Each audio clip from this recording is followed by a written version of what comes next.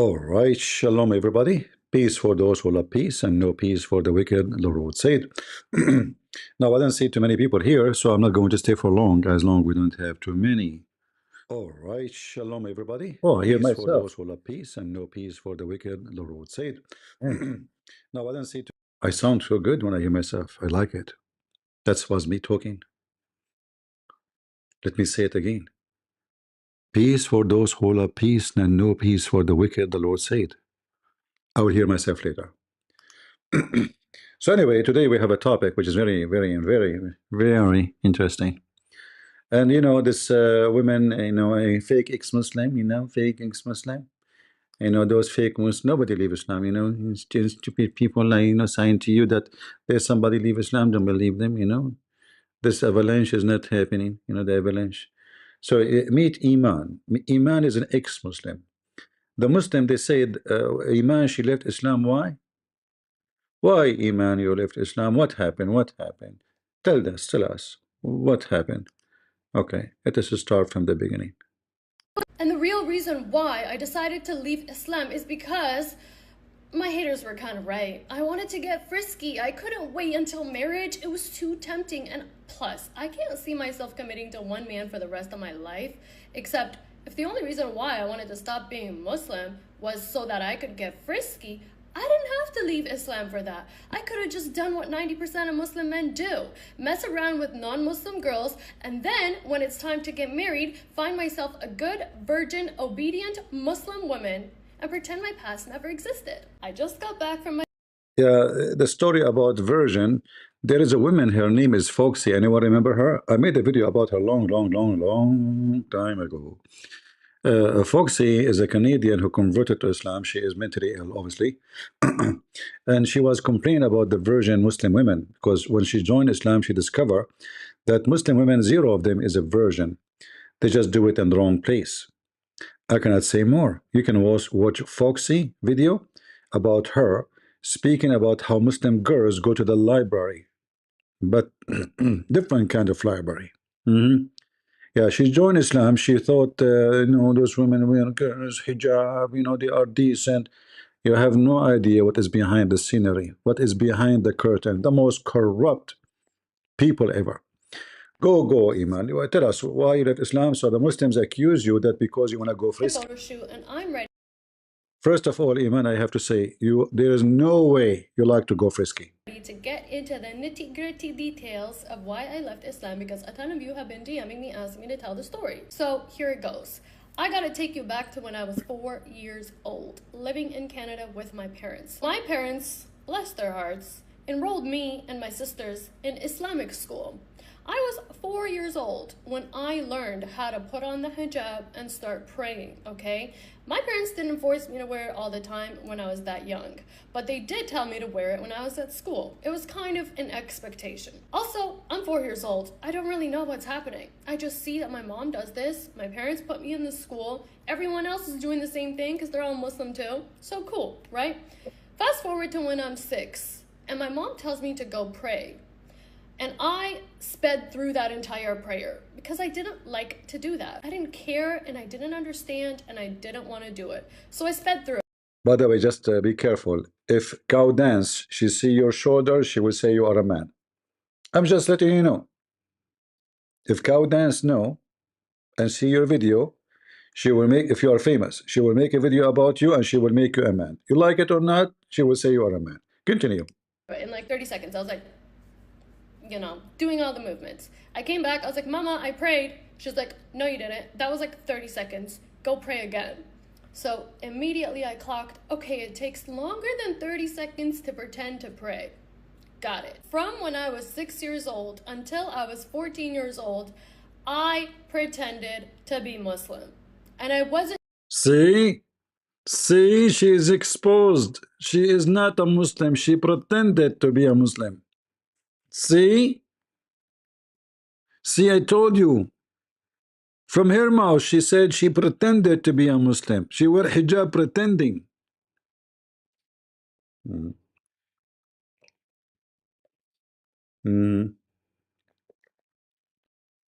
She pretended The Muslims are recording you now. They will publish it. Guys, did you see what she said? She pretended from the age of 6, the age of Aisha, until the age of 14, you are a Muslim. Okay, then what happened? Continue. So sorry for okay. I don't want to. I'm trying, guys. Don't think I'm zooming in the picture. No, To be I'm just trying to go back on the video. Hold on. and pray and to pray. Got it. From when I was 6 years old until I was 14 years old, I pretended to be Muslim. And I wasn't doing this consciously. I just knew deep down inside that I did not care about this. But I came from a Muslim family. I went to Islamic school until I was in 2nd grade. And after I switched over into public school, I went to Islamic school on Friday nights and Saturday mornings. Sometimes Sunday too. Alright, so I was forced to pray, forced to learn Quran, forced to hear about these hadiths, forced to wear the hijab. I had no say. And I truly didn't even care because my parents' relationship was toxic. So what I cared about more was not pissing them off, because the consequences of pissing them off was worse than pretending to be Muslim. Like, is that normal in this stupid TikTok? Like those 2 red dots keep going, blue and red, in her face when you are playing the video? Is that how this TikTok work? That's stupid. Now we have. So I just pretended. When I was 14 years old, Okay. my grandma and my grandpa on my mom's side came to visit us, and 3 weeks into the visit, my grandpa had a heart attack and passed away. That was my first encounter with death. And that was the first moment that I realized, oh, this is gonna happen to me at one point. I was like, I'm gonna die. So I should probably start taking this seriously because I'm gonna die. So from 14 years old until 18 years old, I did a complete 180. I started memorizing Quran on my own. I started committing to my daily prayers. I started fasting. See, now she became a Muslims. You cannot hold that against her. So now because she saw there's somebody die, she's very smart. She said to herself, I'm going to die too. I better join the bus. Let me wear the burqa. Share my private part. Get ready for Abdul.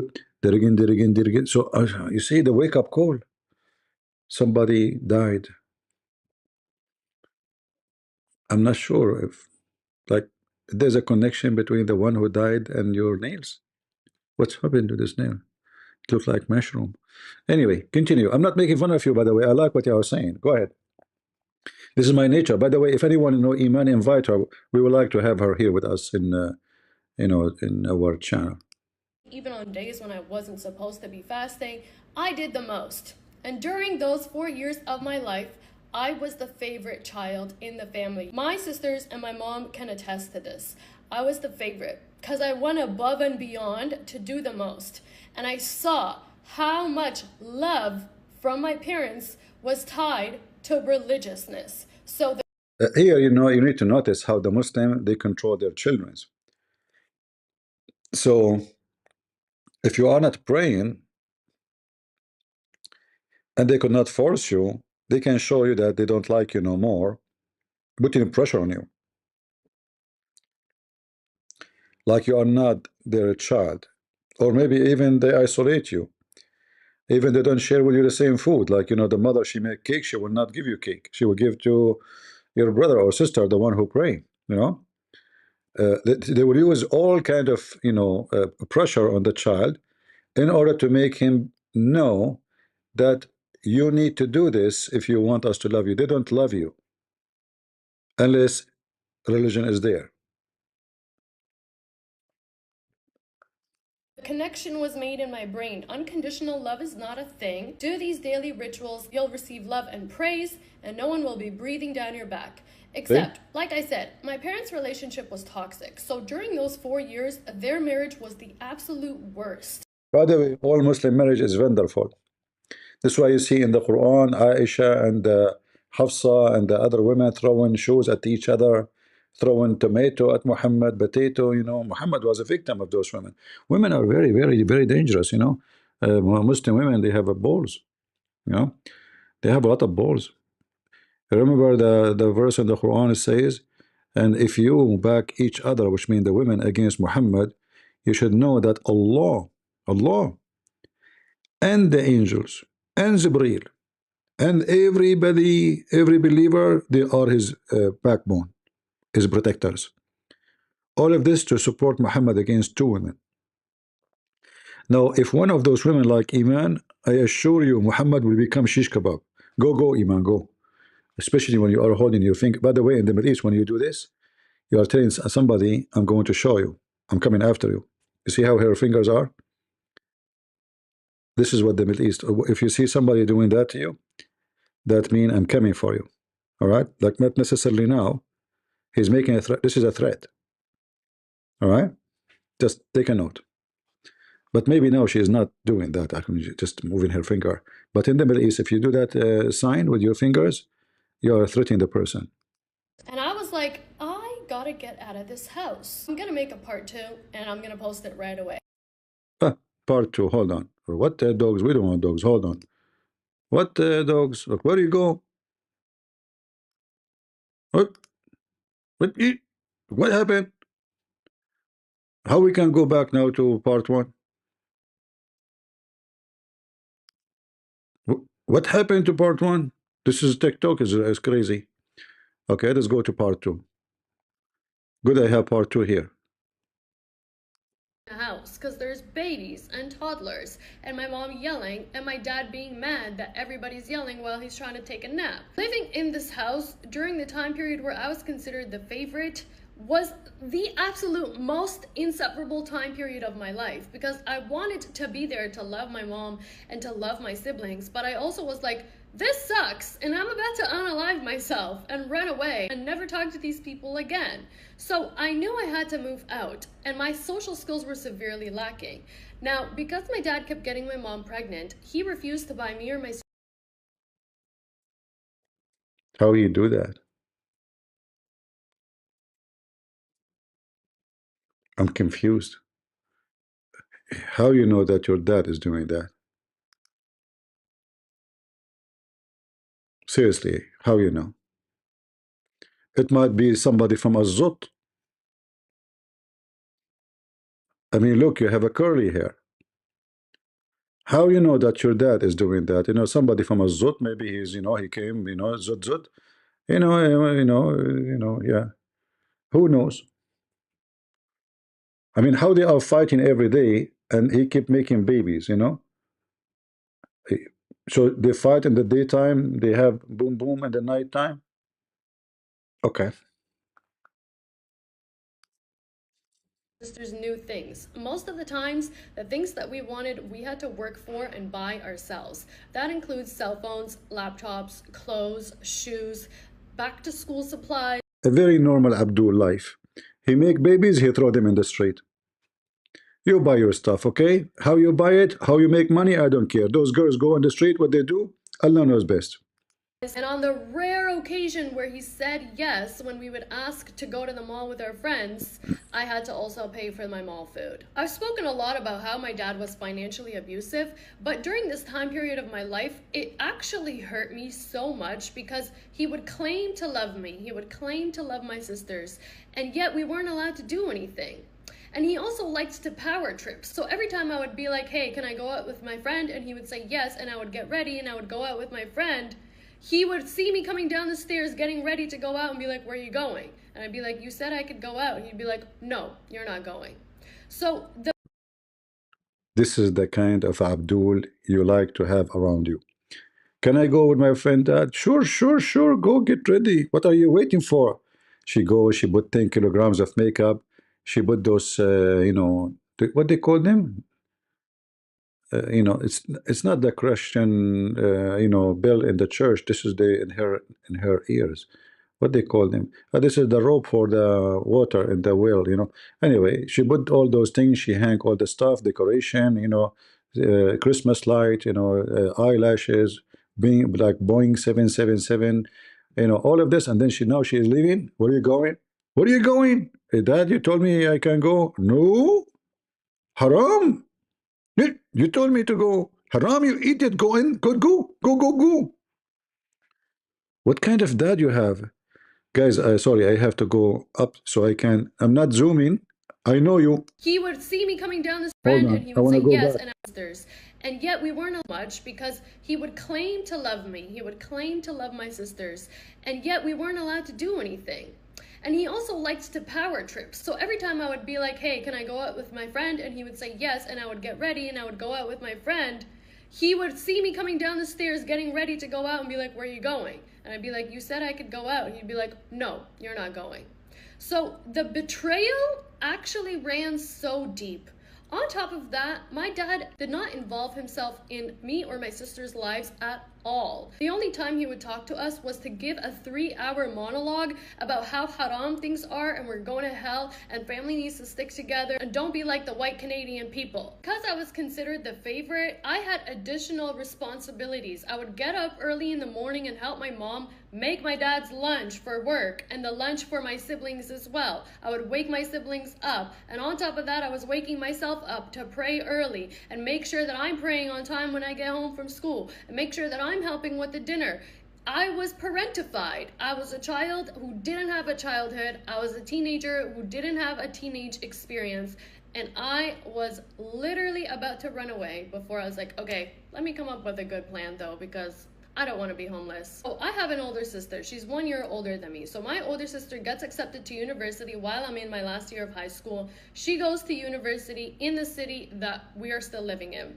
I say, no, because I don't like this city. I don't like this house, and I'm not about to subject myself to an additional 4 years of education in a program I'm probably gonna hate while I'm living at home with my parents. How am I gonna study for exams and write essays and do all this extra work while there's yelling and screaming in the household? So I knew I had to leave. So basically, I applied to the same school my sister applied to. I got accepted, and I said, So I decided to do an extra semester of high school instead so that I could get extra credits and apply to a different university that was 6 hours away from where my parents lived so that I would have a reason to move out. And while I'm doing this, I'm telling my mom, I'm gonna move out, just so you know. I'm going to the school, it's 6 hours away. And she's like, no.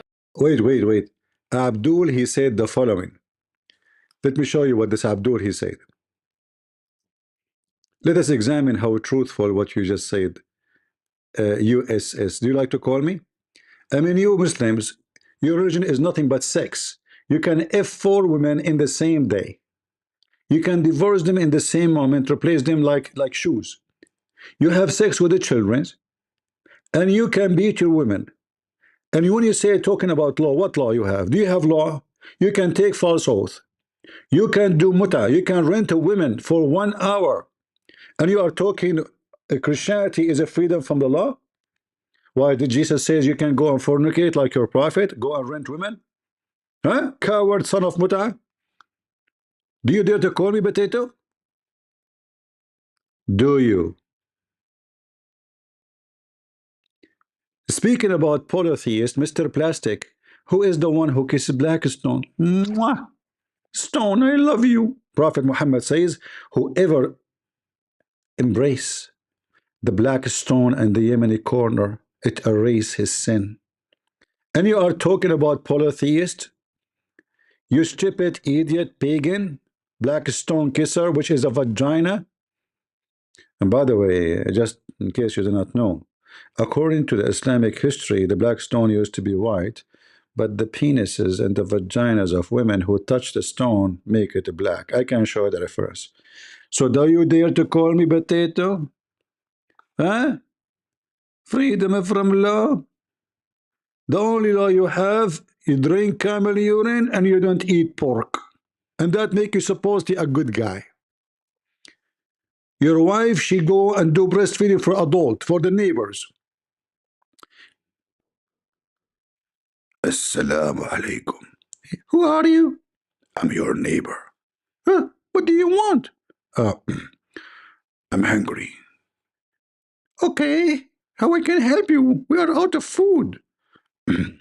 I want milk. You idiot. Somebody told you we are a goat here? We don't have a goat. No, different kind of milk. Donkey. I don't have a children to have milk. My breast is empty. Prophet Muhammad says no matter what, I can suckle you. Okay, if this is the scenario, no problem. Get in my lap. And you are talking about the freedom of law. Have you ever heard of religion have a law that a neighbor can come to your house and suck your wife boobs? Are you there, US? Is your name is ass? Look, he stopped texting. He thought he can throw this text and let it go, like nobody would notice. The Muslim, they have a law. I know. You see, I have degrees in your law. Tell me about it. Please tell me about it. We have a law in the town. Yeah. You have a law. If the prophet, he have 16 privilege. If his eyes fall into a woman, her husband must divorce her so the prophet can F her. That is your law? Your law class? You must be a pimp. Potato. But do you notice the second we start, he's dead. He's not even texting no more. He said to himself, uh-oh, he just noticed my text. Oh, I thought he was busy watching. Yeah, actually, I was looking at your ex-Muslim sister. MashaAllah, MashaAllah, MashaAllah. Alhamdulillah. Okay, Eman, sorry for disturbing you. Go. No, you're not. And I'm like, yes, I am. And I'm telling my dad, I'm going to move out. And he's like, no, you're not. And I'm like, yes, I am. So anyways, I get accepted to the school. It's about time for me to move there. And I'm like, I'm going. And they're like, no. And I'm like, yes. And they're like, no. And I'm like, yes. And my dad's like, fine. Find a Muslim landlord and get a Muslim roommate and I'll let you go. And I was like, oh my God. Okay. So I go on Facebook. I join these Muslims. We just had an explosion. If I lose electricity, you know what's going on. Student association groups, and I look for a Muslim landlord and I find a Muslim roommate and I'm like, here you go, talk to these people, they're real, they exist, let me get out of this house.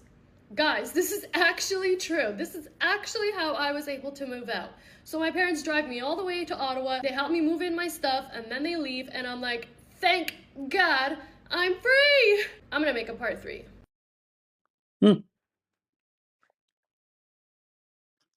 Where do you go? So I'm in high school. My parents have a toxic relationship. I'm doing my best to be a good Muslim, but Today is part 3. I know, I mean, this is really weird. Part 2, part 3, part 4, part 6, okay, hold on. We have this one. What the name of this one? Let us see this one here. Look like Iman, she have many parts. And the real reason why I decided to leave Islam is because my haters were kind of right. I wanted to get frisky. I couldn't wait until marriage. It was too tempting. And plus, I can't see myself committing to one man for the rest of my life. Except if the only reason why I wanted to stop being Muslim was... Hold on, we saw this part. Let us go to different part. Hey mama, I don't know what hell you're going to, but I'm actually not going to be there because I explicitly wrote a letter to Jesus and I asked him for some paid time off and he granted my request. So you and all the other people who are going to hell can have fun over there, but you won't catch me in that hell. Also, it's absolutely diabolical to say that the punishment for sin is death. Because if that were the case, there would be no people alive on this planet. Because she's trying to explain Christianity now. So she understands that if the punishment, Jesus said, the punishment of death, the punishment of sin is death. You idiot. Death is mean that when Adam and Eve, they were in heaven, they will live forever. But because of that, they died. And you will. He's not saying that when you sin, you die right away.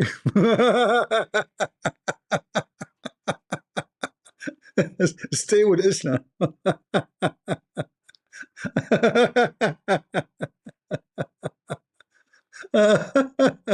Hey mom, if this is true, there's nobody will stay alive. That the punishment of death of sin is death. So smart. What else you have? What else? When I was 12 years old, I got my first job delivering the newspapers in my neighborhood because my dad told me and my sisters that if we wanted to buy things outside of the necessities that were being provided for us in the household, we had to work, make our own money, and buy it ourselves. So I learned how to work for my own money and buy whatever I wanted to from a very young age because of my father. But my father also instilled the same toxic idea that your mom told you here, which is that having a lot of money makes you an evil person. Accumulating more wealth automatically means you're doing something wrong and God's going to punish you for it in the future. This has caused so many subconscious limiting beliefs around money for me that I continuously. No, just to tell you, your dad is smart. He is afraid that you have money and you will be free. So having more money will make you more independent. Otherwise, all Muslims worship money, including Muhammad. Uh, when somebody is naive, don't understand what is behind that your father don't want you to have money. Money for a woman is mean independence, means she don't depend in the man to buy her stuff. Always through generations, especially before, opportunity for women to be open. She can work in companies. Not long time ago, women, they have to stay home, and you cannot find a job. Well, who's going to hire you? By time, uh, things change. So women, they become engineers, doctors. Like engineers was only for men. There's women engineer. You cannot get into that field. And then they accept that a woman can be a doctor because a woman, she can be a women doctor, so they let that happen. So slowly, the woman, she got more into jobs, and the more she is into, the business field, the more she become independent, and that will be the nightmare of every man in Islam, because a Muslim man, he want to control the women, so she will never have independence. Because if she, how I can control you? How I can? Do you need, you need to buy a dress? Okay, talk to me. You want food? Talk to me. You know what I mean? This is why he don't want you to get more wealth. Otherwise, we know that Muhammad, he worship money. In fact, Muhammad, he says a woman, she will be married for her worth first, and her position second, and then her beauty. So Muhammad favored wealth over. This is why he married Khadija in the age of his mother. Anyone have a question for me? I don't want to watch too much of this women. Otherwise I will go crazy. I mean, I will strike from getting married too, because you see, uh, this woman, she was inside the box. She was locked for long, and then as soon she got the freedom, she explode. You know, I mean, literally, she get exploded. I mean, literally.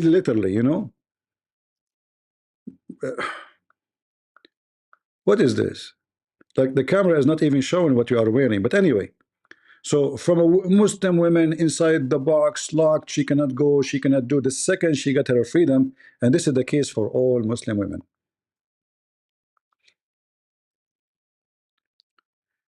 I remember I was with one guy. He is a student in my university with me. We took a taxi, from city to city, because we don't want to pay for the whole car by ourselves. It's expensive. And there's three girls. They took the back seat in the same car. Muslim girls were, wearing hijab. You cannot see their face. We did not see their face. Wearing burqa. They didn't even talk the whole trip. Not even a word. So but they are not going all the way to our destination. So in the way, the driver, he says, if you pay for the back three seat, I will continue. Otherwise, I have to stop and take other three passengers. We said we are not in a rush. We will wait. And while we are waiting, three girls came back, and they spoke to the driver. His name is Abu Muhammad, the father of Muhammad. They said to him, we forgot one bag in the trunk. He said, no, you did not come with me. He said, no, we come with you. We came with you. He said, no, you did not come with me. The one who came with me, there are three girls, and they were wearing a burqa. Those girls are wearing very short skirt. They are so much, I mean, like this. He said, no, you're not coming with me. They said, no, it's us, it's us. And they start telling him what he was saying to us. He was shocked, like, yeah, what? And he went to the trunk. Yes, they have their bag there. And then this guy, he's a Muslim. He starts swearing, I will never let my daughter to go to university. So they come to the city wearing burqa. As soon they get, because this is a new city, nobody know them there. Their family is not there. Short skirt, their boobs is coming out, totally different makeup. We could not. Who are those girls? Uh, they got explode, but they are very decent women. Muslim women wear burqa, hijab, But here you see the frisky Muslim women. This is who they are. If you go and attend any house occasion in Muslim house, you will see how much naked they are. Yeah. Okay. Okay. Okay. Okay. Anyway, she have actually a YouTube page. This is her page, Eman. You know. Uh, yeah, she have a lot of videos. But anyway, I don't judge this woman. She went through a lot to be where she is. The Muslim community, the Muslim society, the Muslim family is the most awkward, stressful, stupid system. What I can say. Do we have any Muslim here would like to convert back? Actually, I learned about this video from here, from this guy, ex-Muslim. I saw her video here. Yeah. Do we have any Muslim here would like to join us? Tell us about why Iman left Islam. What do you think, Muslims? I like to hear from you. Do you think there's a way we can get her back into Islam? Anyway, yeah, actually, she exposed, even though we don't agree with her the way she is thinking, but she went through a lot of suffering, and this is the result. Very corrupt Islamic society. Her father kept making babies, according to her, but he fight with her mom every day. Wicked father. The girls have to go and work to pay for their things, their clothing, their phone, their etc. And what kind of work they will do?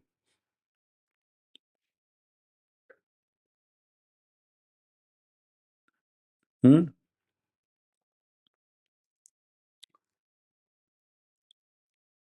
What do you think, Muslims? Do you see how much you do to your family? This is the example. This woman, she is brave, and in the same time, she is lucky she live in the West.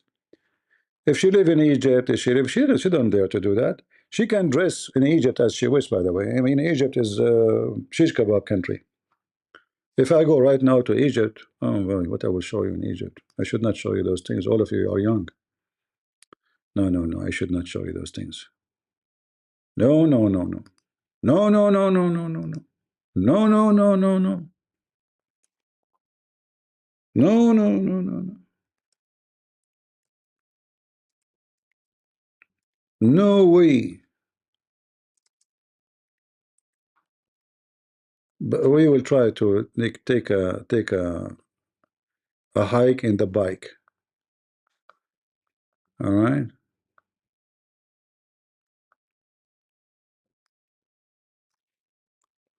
Let us see.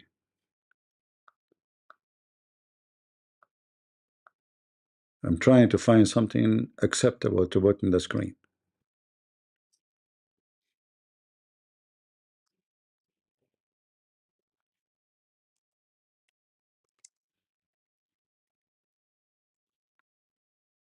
Especially most of you under the age.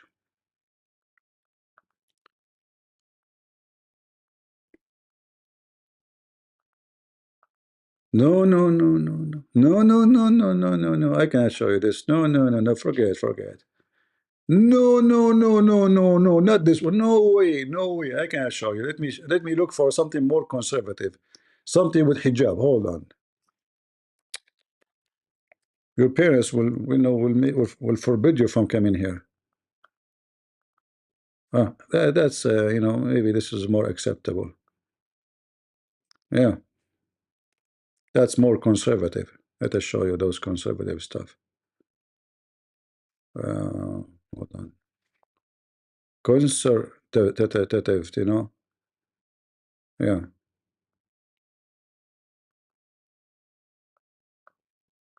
No, no, no, no, no, no, no. I cannot show you this one. No, no, no, no. I was going almost. I show it to you.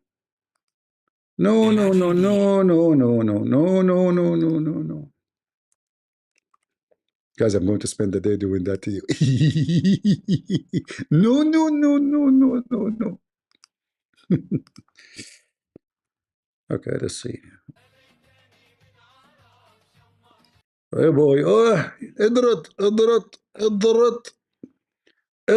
Arabia, Idrat, very conservative society.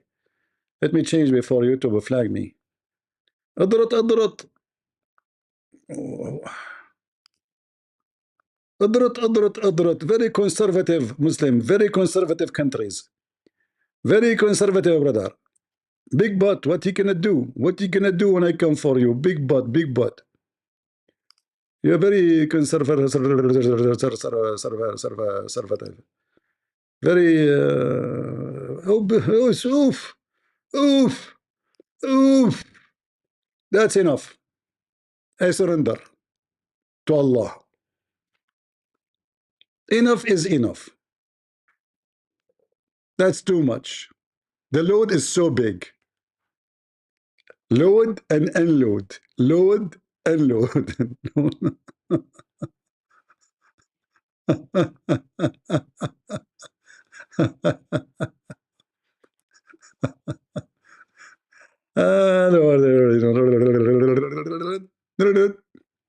Very, very, very tough countries. They are women there. They have to wear burqa. This Muslim country, by the way.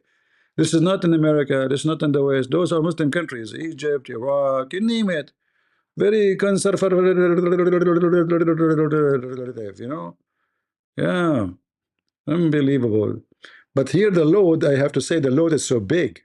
Too much silicone in that butt. I bet you she had a lot of kilos in Thailand because Arab men, some of them, not all, like we can say 99.9999 of the Arab men, they like big butt. You know, the song like what Muhammad he says, Allah will give you women her butt is 1 mile. Did you ask yourself why?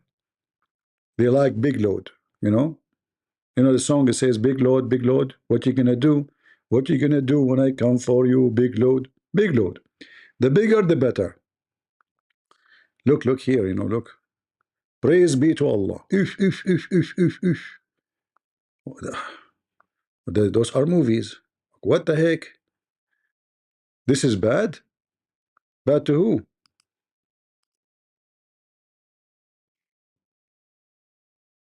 To take on the Al Zut. Muslim cowboy.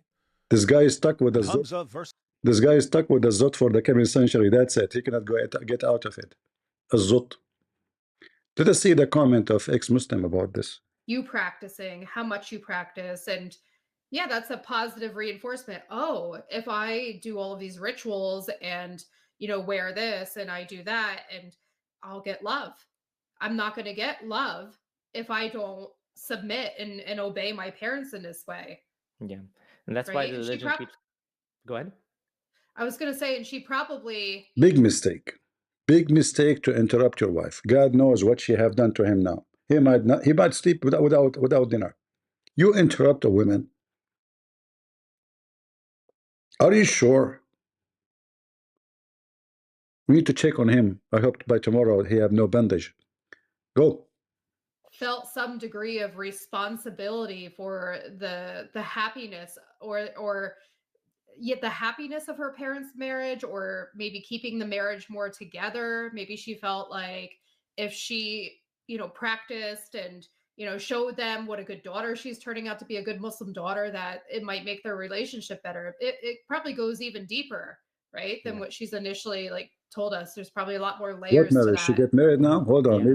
Maybe we Because, don't have boys and girls are all the raised parts of this differently video. in these cultures, right? So it's typical for boys to have a lot more freedom than girls. So more freedom means. You see, they have a video which is 50. Is that 57 second? It cannot be. I don't know. 55 second. Maybe they have video longer than my video. I don't know. This is part 2. Do they have parts I did not see? Into this program, it's 6 hours away. My parents are not going to pop up on me randomly, and that was the main reason why I moved 6 hours away, because at least if they were going to pop up on me, my sisters would let me know, like, hey, mom and dad are coming to see you, just so you know, and I would have 6 hours to hide whatever it is I needed to hide. But surprisingly, I actually didn't end up not being religious during my first year of university, because I was still afraid of hell. And I'm going to tell you guys how I stopped being afraid of hell, but at the time I was still afraid of hell. So I was like, even though my parents are not here and my parents are not watching. I will tell you how you stop afraid of hell. You thought about it. We have Joe Biden and Kamala Harris, and we have hell. Well, hell is more comfortable. So you said to yourself, you know what? I will not be afraid of hell. I better not to see Kamala Harris every day in TV. So sometimes like a horror, excuse my language, a horror, not horror, a horror can be free you from other horror. Like, horror, yeah, the horror of Kamala Harris make you believe that horror of hell is easy. Is it easy? You know the thing. So you listen to Joe Biden, you come to the conclusion that it's created by the thing. So what if she's Canada? They can watch American TV every day. Trust me. Don't you know that Canada now they are going to leave? Alberta is leaving Canada. Do you know that? Anyone here from Alberta? Who is here from Alberta, Canada? Seriously, do you know that they are voting? They wanna leave to USA. I'm serious. If you go search, maybe I should make a video about it. They are sick of being part of Canada.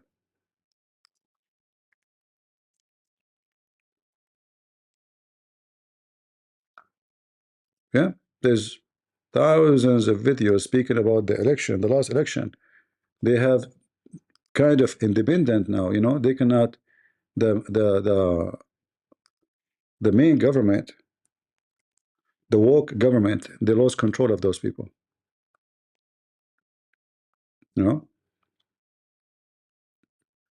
See, everybody's talking about it. They don't want to be part of Canada no more.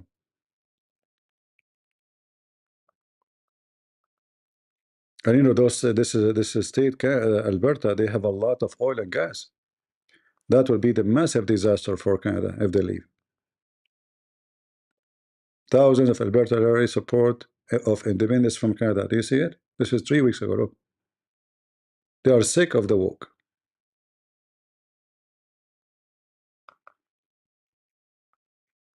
Yeah, big change coming to town. Even their leader, I think the governor, I don't know, or the head of the party, she said, "We are USA." Yeah. Here we go. This is the lady. Alberta's desire to separate from Canada has never been higher. Premier Danielle Smith. This is her.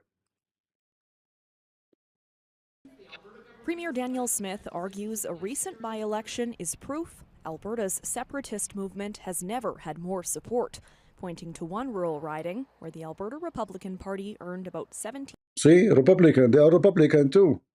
Shish kebab. Hey, Canadian, soon you will become American. God bless you, brother.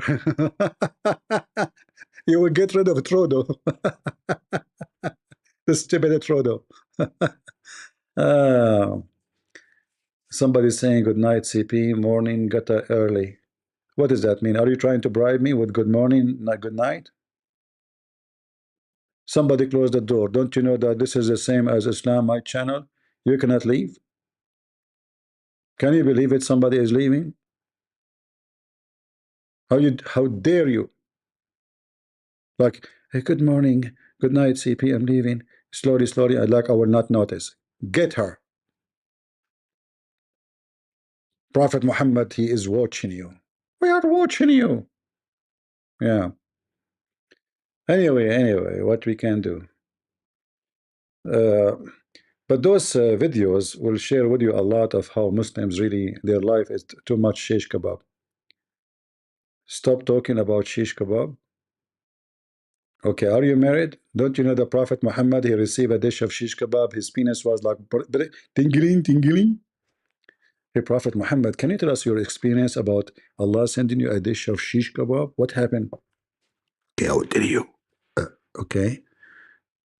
Get it closer. No, Muhammad, I cannot. Come on, get it closer. Hey, Muhammad, I don't trust you. Come on. You believe in rumors, huh? No. But your boyfriend, Dahya, he might think something else. Oh, okay. Keep a distance. Okay.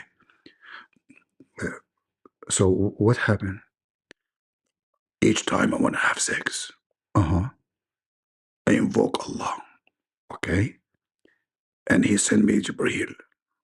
All right. And he delivered to me shish kebab. Wow. Is it tasty? Who care? This is not the purpose. So I get it. It's not tasty. Exactly. So what the purpose? Idiot. Are you calling me idiot? I apologize.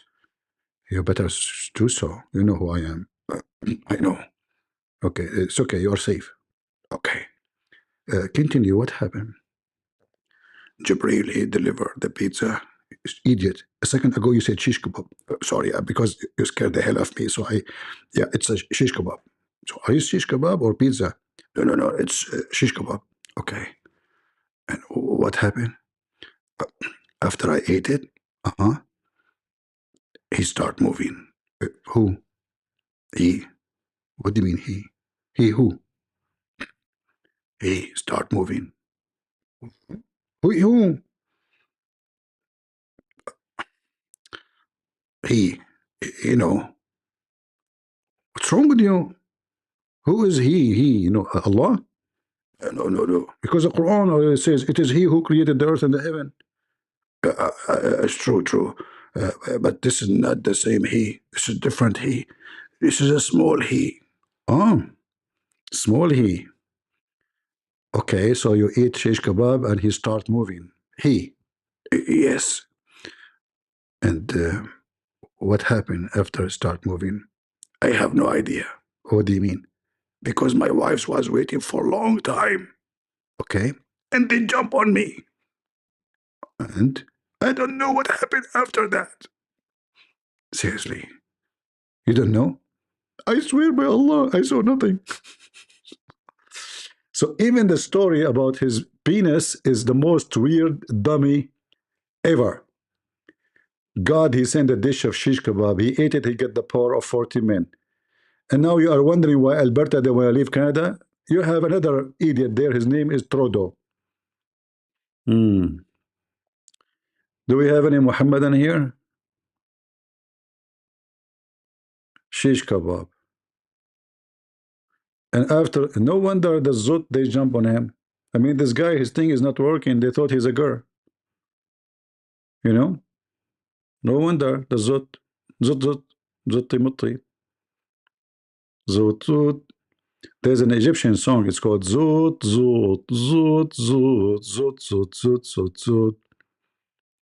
You know the song, Muslims?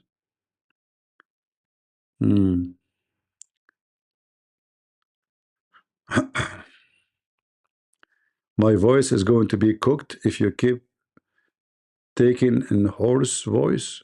Don't worry about my voice. It have multi levels, and you are not in any of those floors. Shalom, shalom, elegance. How are you doing? Trodo is like Sucker Carson. You made me upset now. Sucker Carson is not like Trodo. I mean, what do you mean? The hair style? Okay. You're an ex-Muslim? Ex-Christian? Man, that's deep. That's deep. I guess you decide to become... Do you want to call me Mr. Ex-Christian? Do you like to call me? Because this is my specialty, ex-Christians.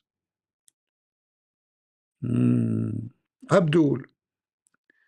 I can smell Abdul from a distance of 2-month journey. You're an ex-Christian, huh? Do you want to call me ex-Christian?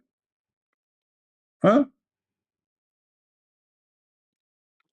Do you like to call me?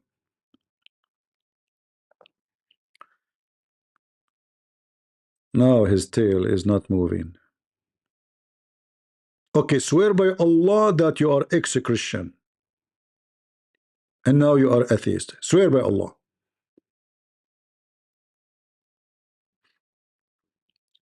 You know, once a Muslim sheikh, he came to debate me, and he said to me, I swear by Allah, I don't have a microphone. All right? He swear by Allah, I don't have a microphone. He said, okay, you know, just type the answer. I will ask you the question. Type the answer. He said, I swear by Allah, I don't have a speaker.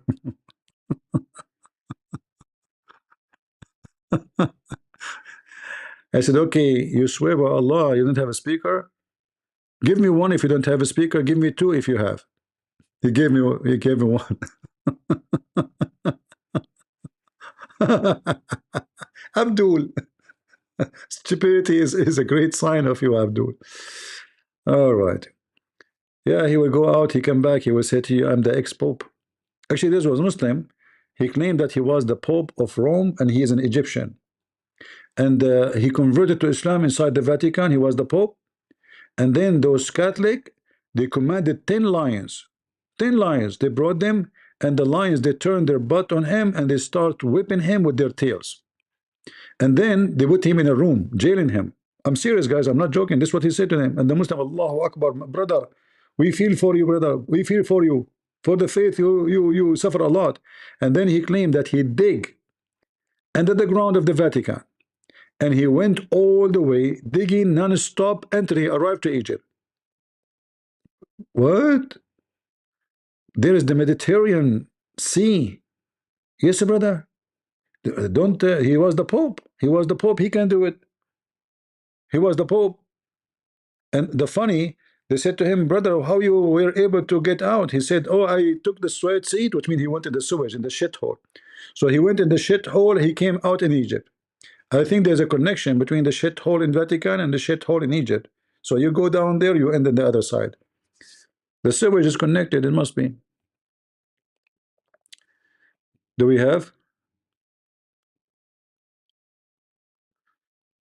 J. Smith, I have 640. Your prophet have 70 after 20 years of working hard, including the women that he married. According to Muslim, he have 70. After more than 20 years preaching Islam.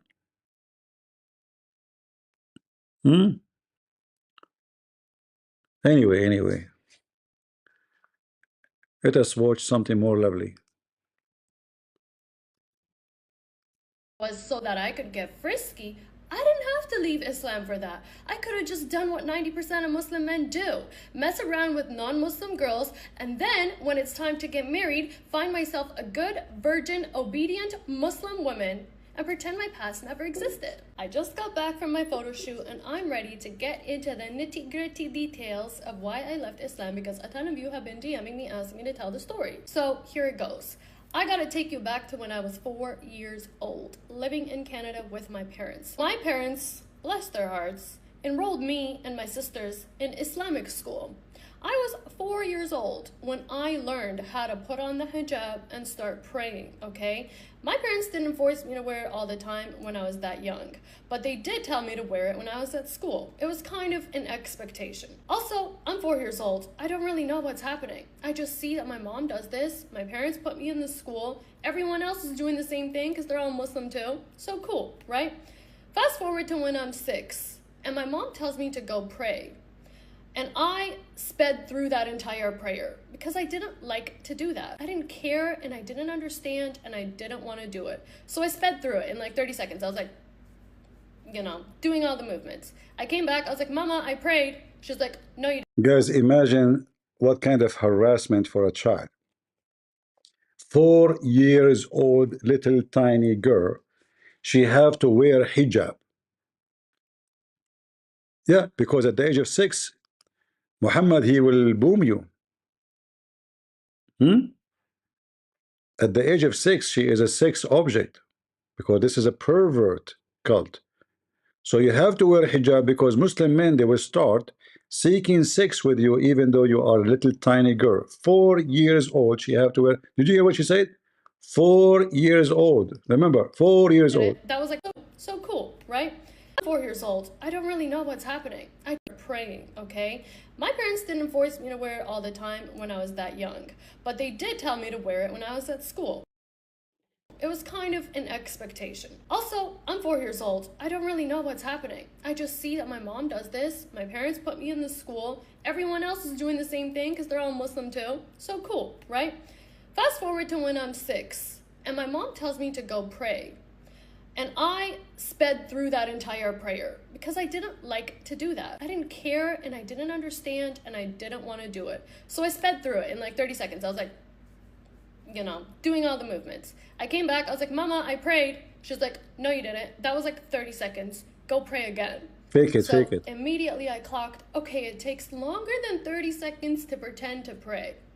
Got it. From when I was 6 years old until I was 14 years old, I pretended to be Muslim.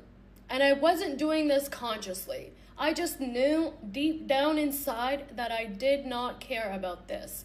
But I came from a Muslim family. I went to Islamic school until I was in 2nd grade. And after I switched over into public school, I went to Islamic school on Friday nights and Saturday mornings. You know, I like to play the video of Adam Seeker leaving Islam, but Adam Seeker don't have a nice chest like that, you know. In case you do not know, Adam Seeker is an ex-Muslim. Adam, sorry, I wish I can play your video why you left Islam. But sorry, you know, I have like a priority here, you know, like.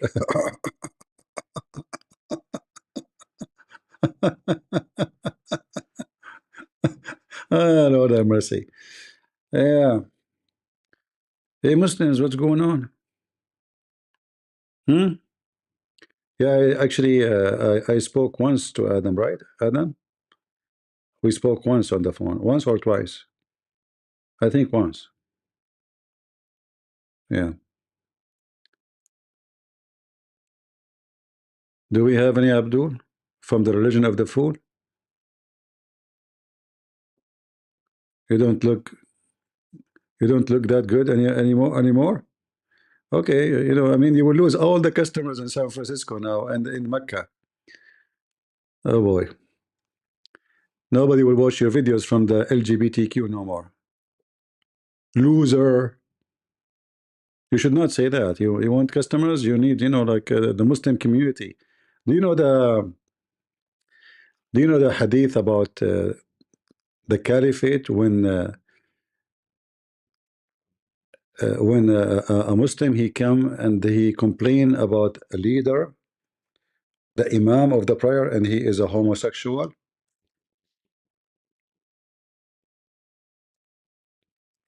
And he told the caliphate that he and the Muslims are tempted. And here you ask yourself, how a man he can be tempted if he is not a gay? I mean, the whole story is exposing who? The caliphate, he command them to follow a gay. The Muslims are being tempted by a gay who bent over. Otherwise, how in the world anyone Look how many hadith about gays, you know. Even one of the gay, he asked Aisha he recommend to Aisha, to her brother, to marry from a transgender, from a homosexual. And look how many times there's gays inside the house of Muhammad. But where is the hadith of this is the one. So this guy, and this is Bukhari, he claimed that he and the Muslims are tempted by a leader of al-fitna, which means temptation, trial, affliction. As you see, even the Muslim, they put it for you between two brackets. We are led the salat, the prayer, by a leader of al-fitna, trial, affliction, etc. Until now, we do not know what he's talking about. We are afraid of being sinful by following him.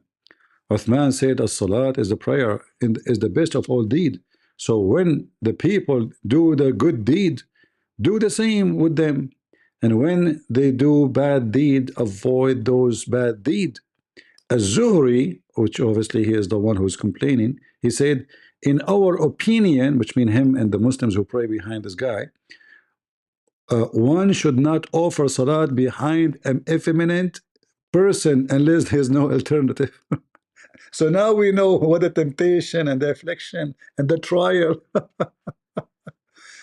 The Abdul, he see a Muslim Imam LGBTQ bending over in front of him. He got tempted. Affliction, trial, etc. What is making it more horrible is the etc., which means use your imagination.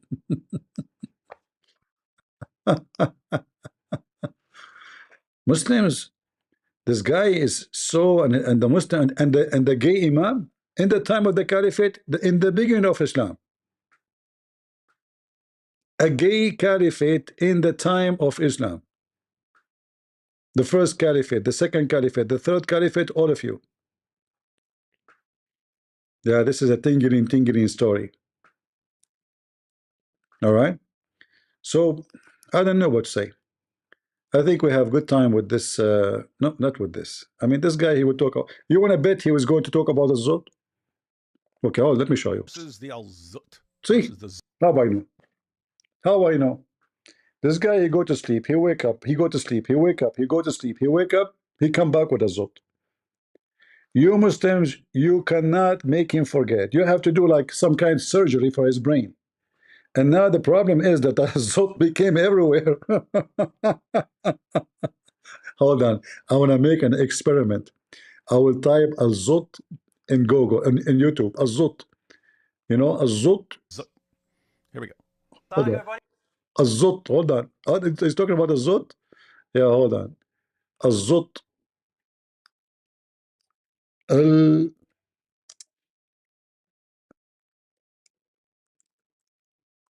Al-Zut. They are typing it with 2 L, with 2 T. Al-Zut. Yeah, it looked like it became very, very popular. Too much to contain the scandal of Al-Zut no more. Al-Zut.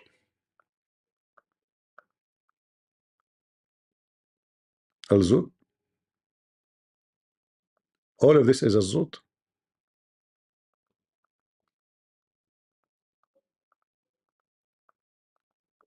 This guy is Al-Zut too? Al-Zut. This is Abdul trying to defend Al-Zut. This is Abdul exposing David Wood lies. Hadith clarified. Al-Zut.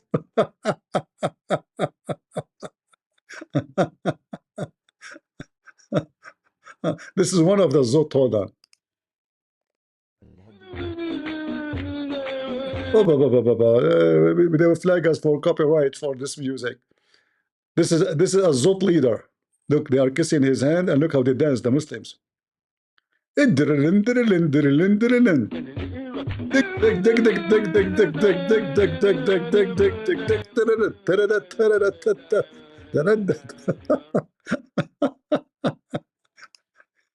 Do you think those are from Azot and this is what they did to Muhammad? They crowded around him according to this guy Hamza. This is Azot too? Ex-Muslim Zot meme explosion explain.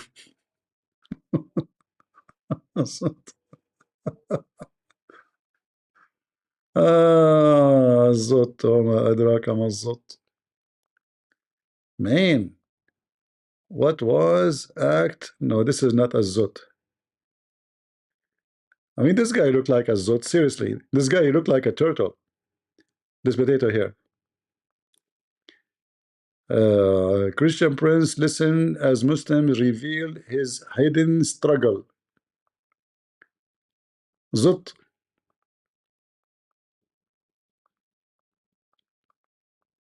Muhammad and the al-Zot.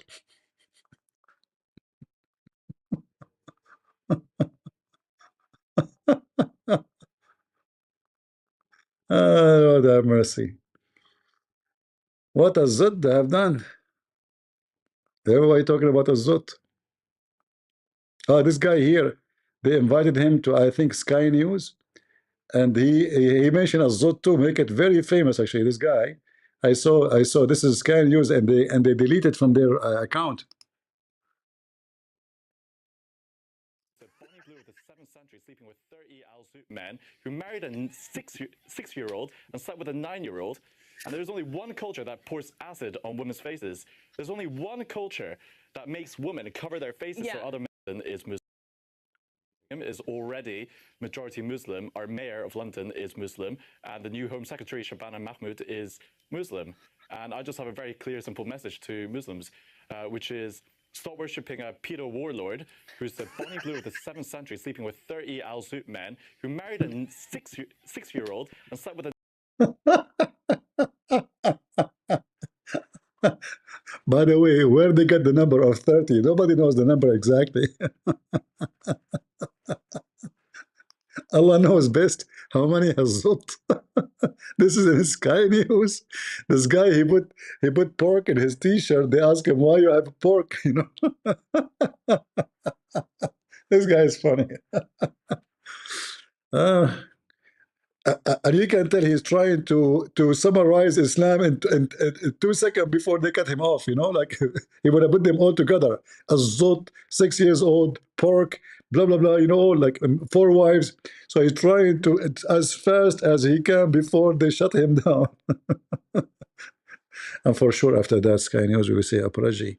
We didn't know that he was going to talk about Azot. That's a Zoti speech, you know. That's a very, very Zoti speech. Do we have anyone from the Zot family? They can Zot with us? Huh? We don't know. Nobody knows how many Zot they were, to be honest with you. Guys, all don't believe the rumors. It might be 10, it might be 5, it might be 20. We don't know. We don't know. But what we know, they wrote the Prophet. I mean, does it matter how many really? It was many Zot.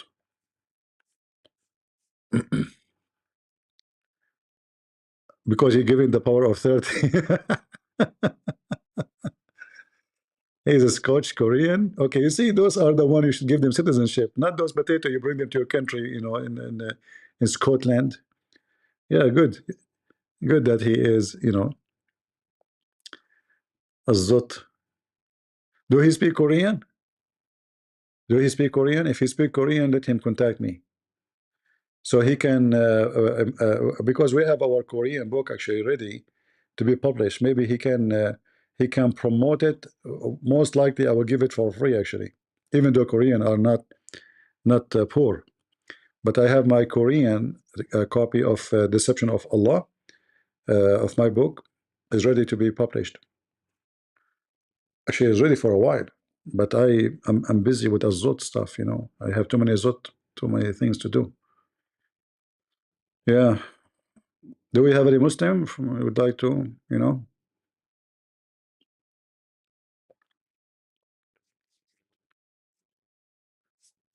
Yeah, like, you know, the Muslim, they try to fix it. If you go back, you will see this guy with his name, Hamza, and the other Muslim guy. They try to fix it. They say that they crowded him. They crowded him. This is why he get tired. Have you ever heard of somebody get tired because they crowded him. Christian get refuted. Nobody watches this biscuit video. Al-Zut, how humble and insulting Islamist. Al-Zut, وما أدراك ما الزut. Sunni or Salafi, the real hadith reject.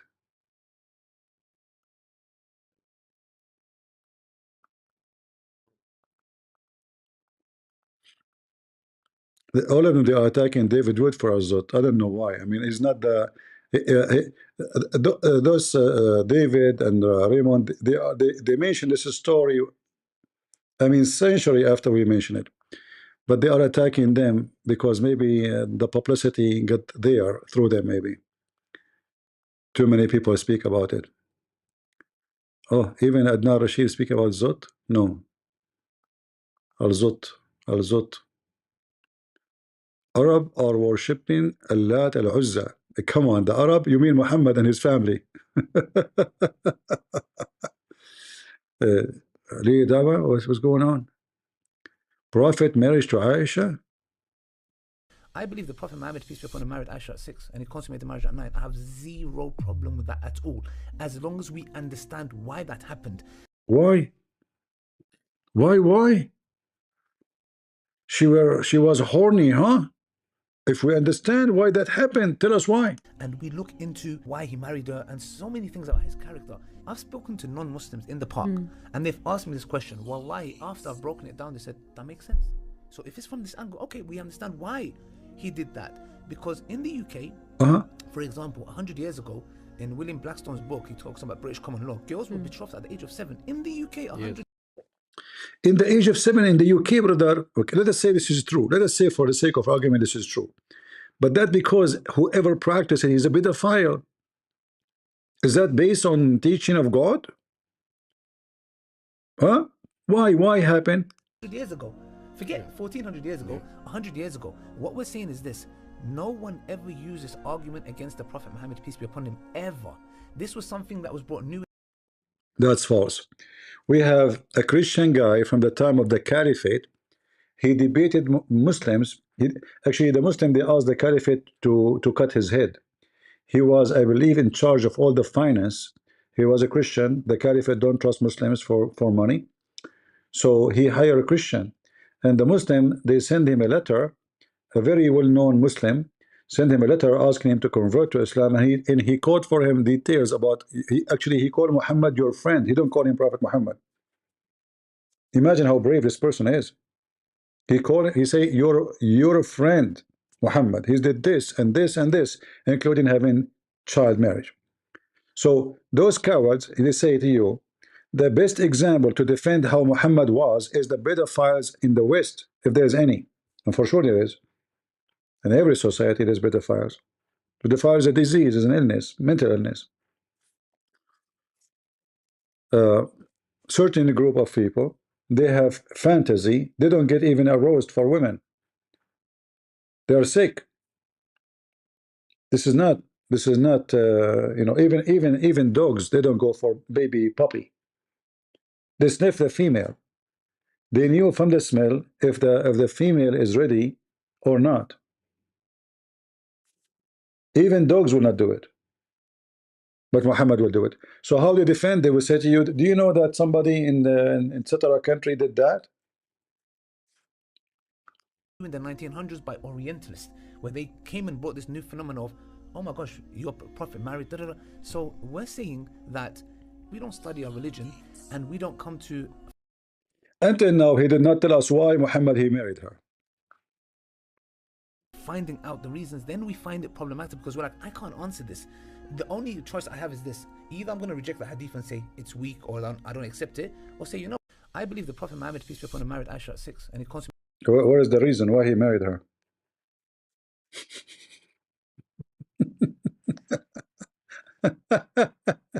Same time, how we can call such a thing a marriage, you idiot? How a child can be married?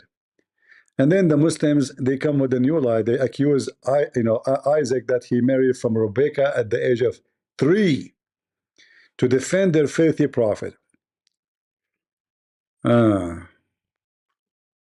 What we can do? Do we have any Abdul? Anyone? Yeah, and they add the music. You know, but music is haram. It's forbidden. Listen, Dawa, you better focus in halal cat food. Halal cat food. Ali Dawa. Just to show you how corrupt this society is. Since when cats are Muslims and need to eat halal food, you idiot? Huh? Halal cat food?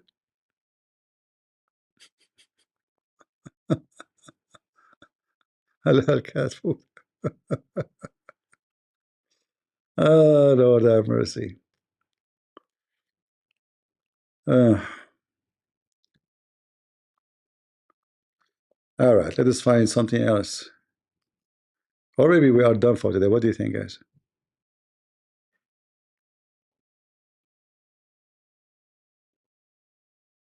I hope we will not lose electricity.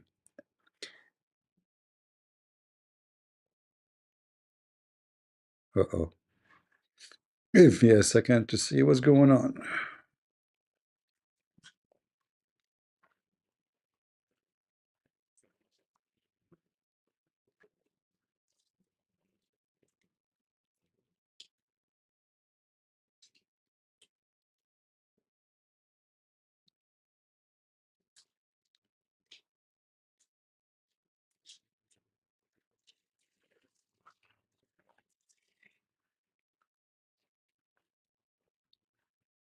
Well, I heard anti-craft shooting, and usually this has happened when there's an attack, you know. Yeah, but you know, when attack happened, we lose electricity, we lose internet, many things happened. Let us see.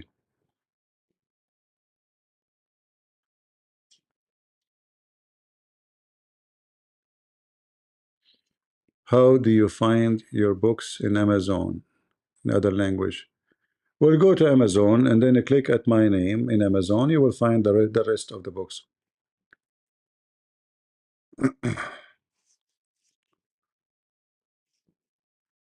The sun just up. Where are you? Which country the sun is just up?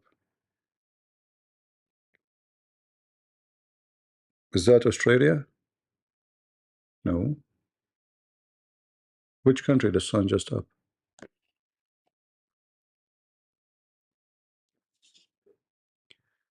David Wood explain his theory why there were 30 men. Well, based on what I know, there's no reference really. I did read many of this story long before David Wood he knew about it or those others. But I don't remember. I mean, there is some Muslim they say things, but we cannot take it for granted. But in the story itself, there's no numbers. You know, I did not see numbers in the story.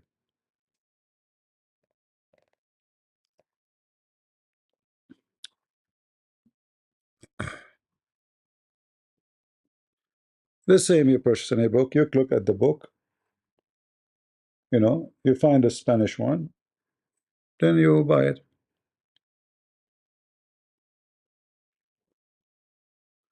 Free bookstore subscribers. Well, I have my books in free for many languages, which is for poor countries. Even though some of them they are not really poor, but I gave them still for free.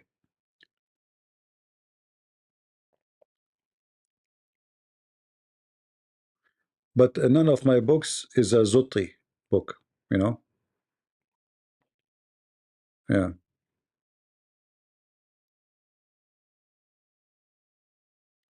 I did not focus on a Zut in my books because I believe there's way more, you know, like the problem is when you start writing about Islam, you find yourself, the book became thicker and thicker and thicker.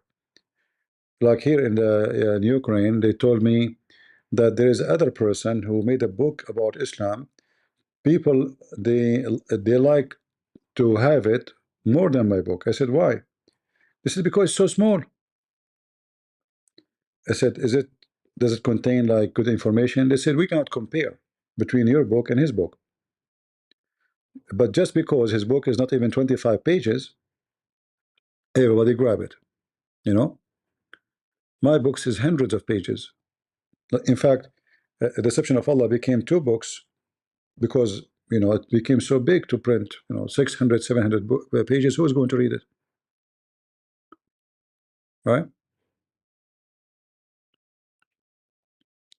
So there's way more things to mention about, but I will try to make a book just about comedy, like the best comedy about Muhammad. Like, you know, Shaitan take care of him, your anus, you know, like stories like that.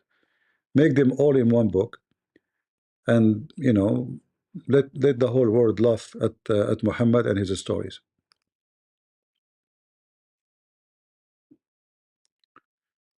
All right, so this is the story of Eman, and she shared with us why she left Islam. Do you hear about 157 odd Palestinian arrived legally in a plane to South Africa? Okay, South Africa, you know, those South African government are wicked. They hate Israel, and they claim they support Gaza, right? Okay, take them. They will screw you. The country is screwed already. South Africa, crimes, you know, criminals, shooting. People of Gaza, they fit there perfectly. Perfectly. Let them go there. Why don't take all of Gaza to South Africa? They're South African, especially in some location, they will make them shish kebab.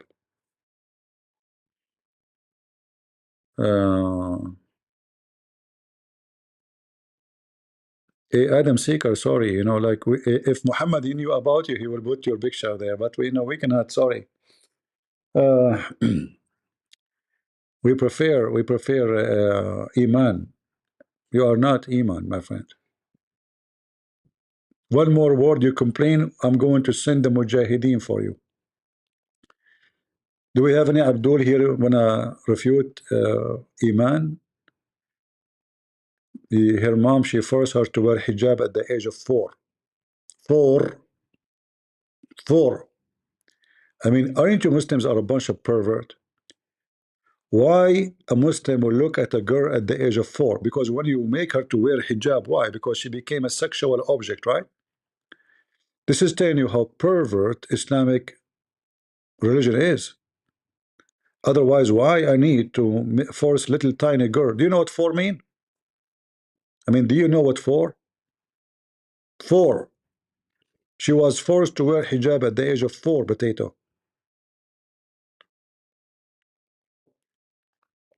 And the Muslim accused her that she left Islam because she want to be frisky. I mean, you can be frisky without leaving Islam, my friend. The most why I decided to leave Islam is because my haters were kind of right. I wanted to get frisky. I couldn't wait until marriage. It was too tempting. And plus, I can't see myself committing to one man for the rest of my life. Except if the only reason why I wanted to stop being Muslim was so that I could get frisky, I didn't have to leave Islam for that. I could have just done what 90% of Muslim men do. Mess around with non-Muslim girls, and then, when it's time to get married, find myself a good, virgin, obedient Muslim woman and pretend my past never existed. I just got back from my photo shoot and I'm ready to get into the nitty-gritty details of why I left Islam because a ton of you have been DMing me asking me to tell the story. So here it goes. I gotta take you back to when I was 4 years old, living in Canada with my parents. My parents, bless their hearts, enrolled me and my sisters in Islamic school. I was 4 years old when I learned how to put on the hijab and start praying, okay? My parents didn't force me to wear it all the time when I was that young, but they did tell me to wear it when I was at school. It was kind of an expectation. Also, I'm 4 years old. I don't really know what's happening. I just see that my mom does this, my parents put me in this school, everyone else is doing the same thing because they're all Muslim too. So cool, right? Fast forward to when I'm 6, and my mom tells me to go pray. And I sped through that entire prayer because I didn't like to do that. I didn't care and I didn't understand and I didn't want to do it. So I sped through it in like 30 seconds. I was like, you know, doing all the movements. I came back, I was like, Mama, I prayed. She's like, no, you didn't. That was like 30 seconds. Go pray again. So immediately I clocked, okay, it takes longer than 30 seconds to pretend to pray. Got it. From when I was 6 years old until I was 14 years old, I pretended to be Muslim. And I wasn't doing this consciously. I just knew deep down inside that I did not care about this. But I came from a Muslim family. I went to Islamic school until I was in 2nd grade. And after I switched over into public school, I went to Islamic school on Friday nights and Saturday mornings. Sometimes Sunday too. All right, so I was forced to pray, forced to learn Quran, forced to hear about these hadiths, forced to wear the hijab. I had no say, and I truly didn't even care because my parents' relationship was toxic. So what I cared about more was not pissing them off because the consequences of pissing them off was worse than pretending to be Muslim. So I just pretended. When I was 14 years old, my grandma and my grandpa on my mom's side came to visit us, and 3 weeks into the visit, my grandpa had a heart attack and passed away. That was my first encounter with death. And that was the first moment that I realized, oh, this is gonna happen to me at one point. I was like, I'm gonna die. So I should probably start taking this seriously because I'm gonna die. So from 14 years old until 18 years old, I did a complete 180. I started memorizing Quran on my own. I started committing to my daily prayers. I started fasting even on days when I wasn't supposed to be fasting. I did the most. And during those 4 years of my life, I was the favorite child in the family. My sisters and my mom can attest to this. I was the favorite because I went above and beyond to do the most. And I saw how much love from my parents was tied to religiousness. So the connection was made in my brain. Unconditional love is not a thing. Do these daily rituals, you'll receive love and praise, and no one will be breathing down your back. Except, like I said, my parents' relationship was toxic. So during those 4 years, their marriage was the absolute worst. And I was like, I gotta get out of this house. I'm gonna make a part 2, and I'm gonna post it right away. Okay, don't post it, please. Please. What is this? What? This is her? Who? This was the Muslim girl? What happened? What? From hijab to this? MashaAllah. That's a big change, you know? Like what happened? Yeah, explosion. Look at this. And all full of wisdom too. Hold on. This is the same girl without makeup? Thanks for asking this question because So I have a theory that the reason why Hold Islam on. discouraged. What? Okay, if you're there's nothing wrong What? to all the young women. What? A couple weeks. What? I find it. What What's happened? sad to me about this. Hold on. Where is there's a video of her without makeup. I mean, she looked totally different person.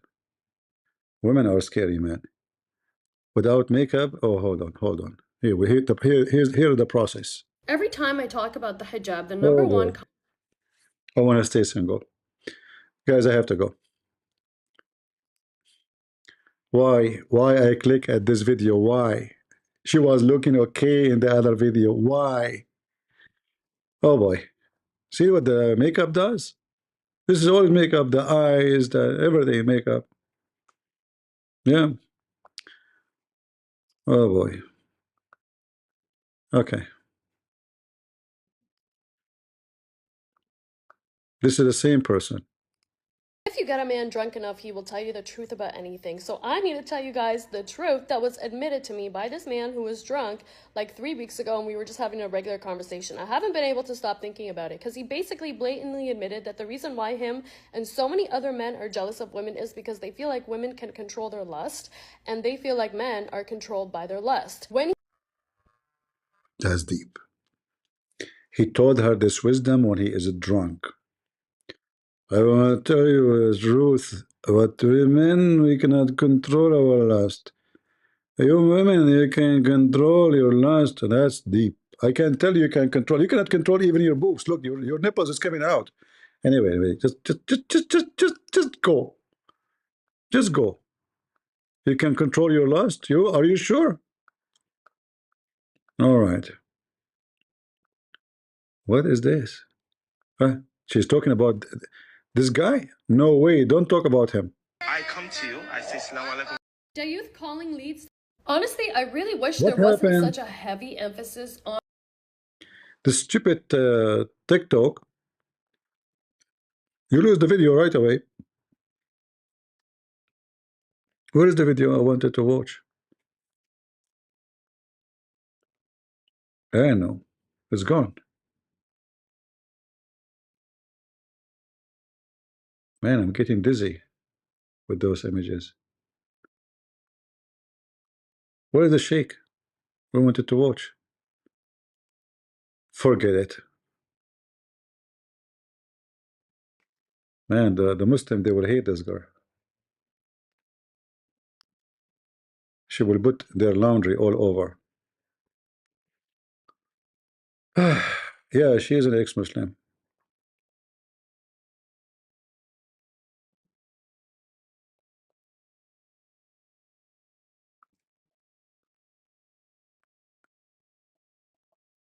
She's talking about your friend that charged $30 per minute. Oh, really?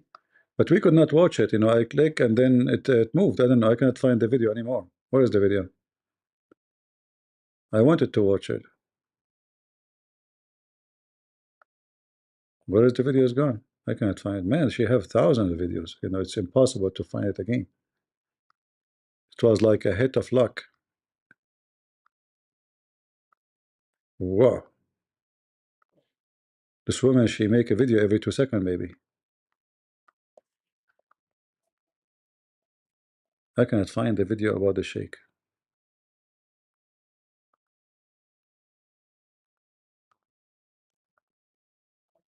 Guys, are you getting dizzy?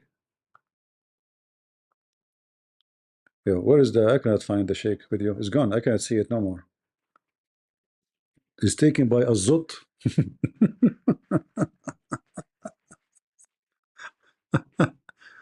Where is the sheikh video? Why we cannot find it? Is that the zut syndrome? It's gone. How come we saw it first time and now we cannot see it again?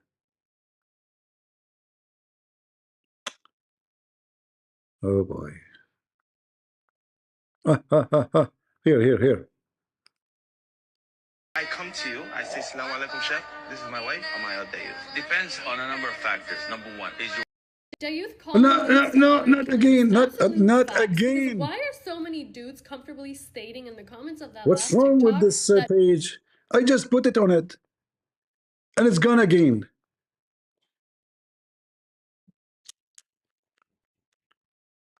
Man, look again. Here we go. Let us be careful this time. I come to you. I say salam alaikum, Sheikh. This is my wife. Am I a dayuth? Depends on a number of factors. Number one, is your wife hijabi niqabi? If it's yes, okay, I see it. A sack of potatoes. I can't figure out how she looks and nothing. But if she's totally makeup and wearing mini skirts and you say this is my wife, this is inappropriate. Maybe you're introducing her to someone who's over 60 like myself. You're not asking her to flirt with me. She's a human being. So of course, if she's totally covered and you say this is my wife, this is my sister, no problem. The concept of a dayuth is incredibly harmful and dangerous towards Muslim women, and I'm Dayuth calling leads. What happened? Honestly, I just moved my mouse. Honestly, I really wish there was a youth. You see, I did not even click. She said the if I come to you, I say, Assalamu alaikum, Sheikh. This is my. Hold on. She said, maybe you don't understand what she's saying. The concept of the youth. Do you know what the youth in Arabic? The youth is somebody he rent his wife to be effed by somebody else or his daughter. So she's describing them. They are the youth. See here it says on the concept of the youth. Maybe I think the Sheikh he mentioned that word, the youth. You know, maybe he is the one who mentioned it.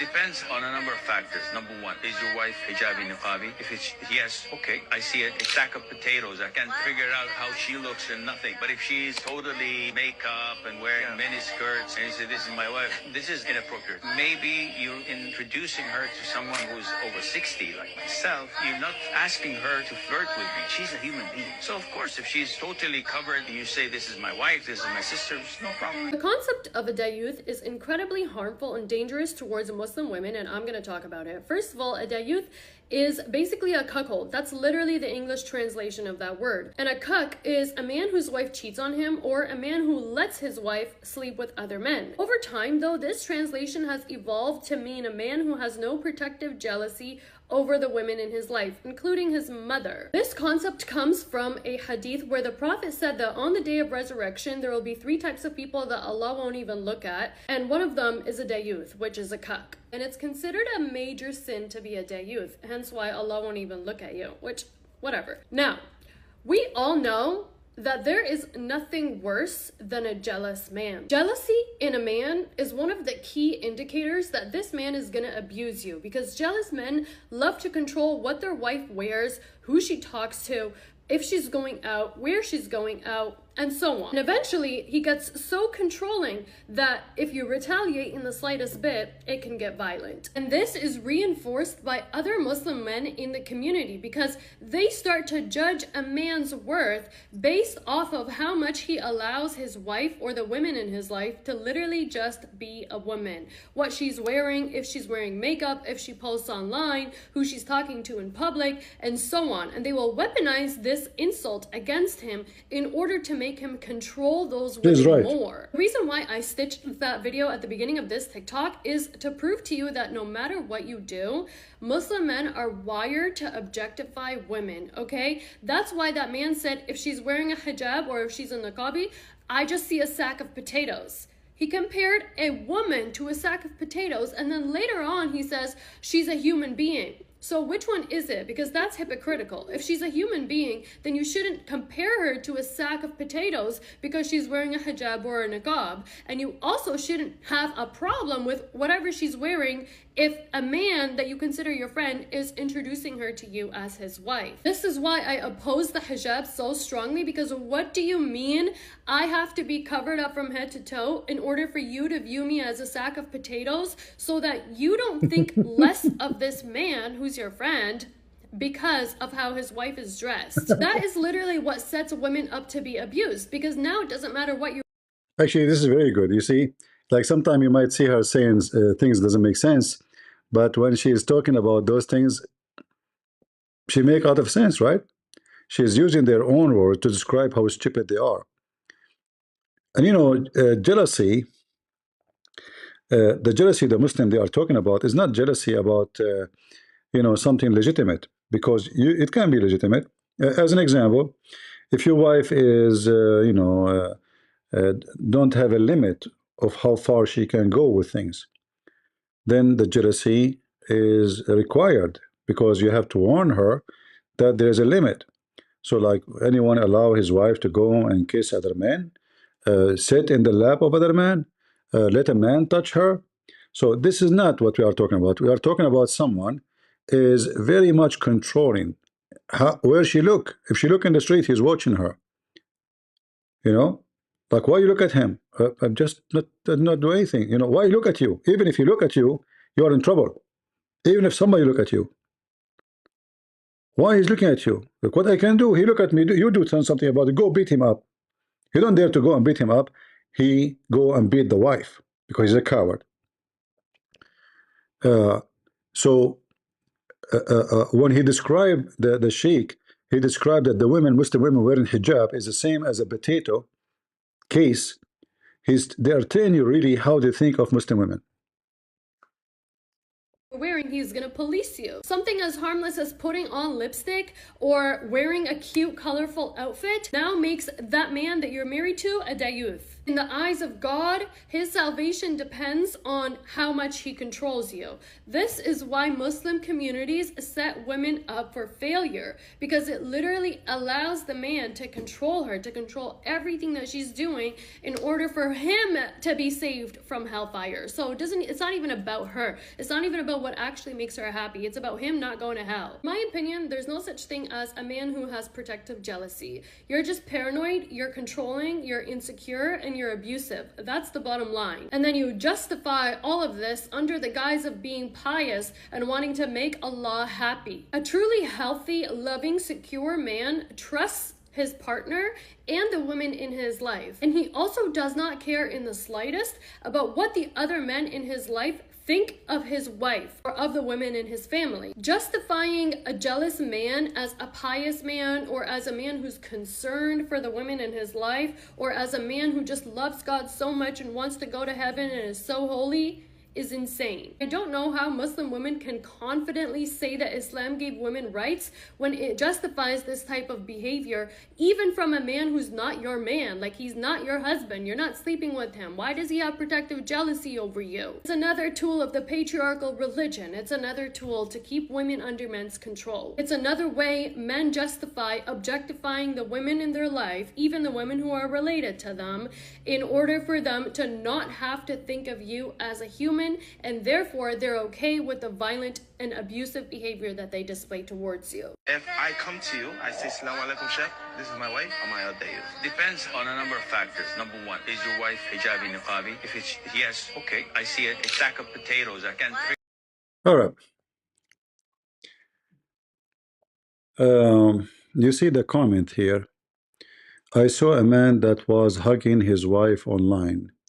Has been spammed with the youth comment. He kissed his wife. Yeah, they are wicked, you know. I remember I saw a set of photos from Muslims' wedding. Bride wasn't in any. That's a good one.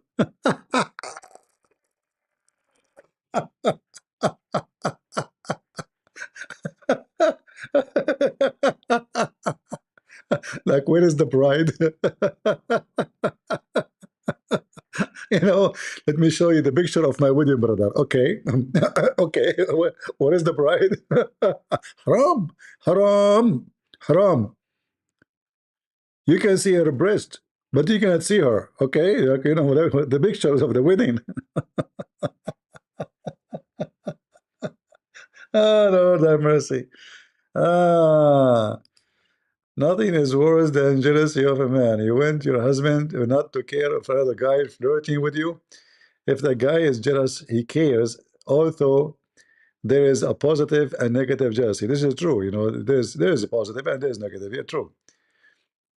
But obviously he's talking about something else, not about someone he cares for you. Mimi said, if you trust your wife, you trust that she will reject a guy that flirting with her. No jealousy needed. No, that's not true. Because even if your wife reject the guy, then the guy, he might chase the wife. So the husband, he have a duty to be the man and to protect his wife in the time where it is necessary. So let us say you trust your wife, but there's a guy, he will never leave her alone. What do? You just say, I trust my wife. That's it. And let the guy harass her, maybe try to touch her, maybe try to do something. That's not the case. Religion of peace. Ex-Muslims are so rare. No, my friend, there are a lot. Here we go, ex-Muslim. I am a Muslim, but I don't believe that they view of I don't believe they view of Islam. I mean, his name is Taqiya. His name is Taqiya, which means he's lying. Uh,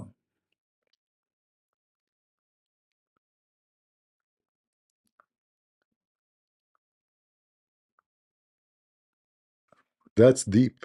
Look, this is a those look like a bunch of feminine, you know.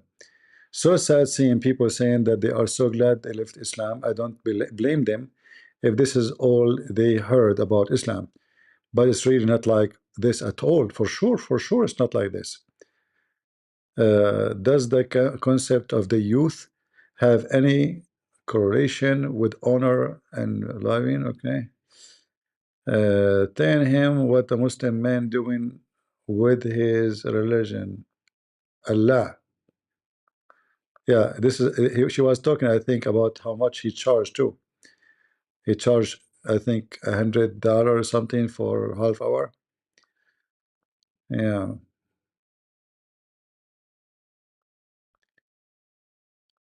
Uh,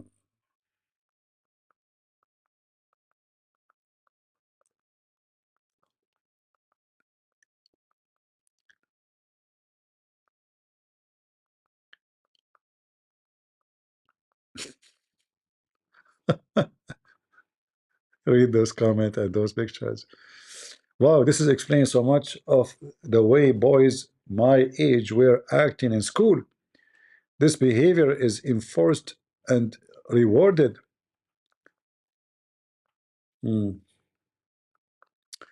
Anyway, interesting, Girl, I channel. wouldn't even call this criticism. This is straight up bullying. I'm gonna get into the comments in a second, but it's so ironic how the #1 comment I get from Muslim people on my videos is, oh, there's no compulsion in religion. Stop talking about us because you're so obsessed. Everyone has a choice on whether or not they want to wear hijab. Just because your parents forced you doesn't mean everyone's forced. This is a religion of peace. Islam is about peace.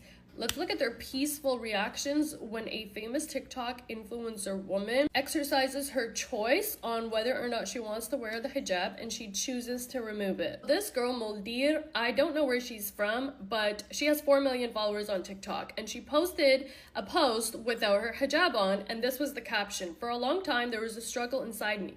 I thought a lot, worried, tried to understand myself and my heart.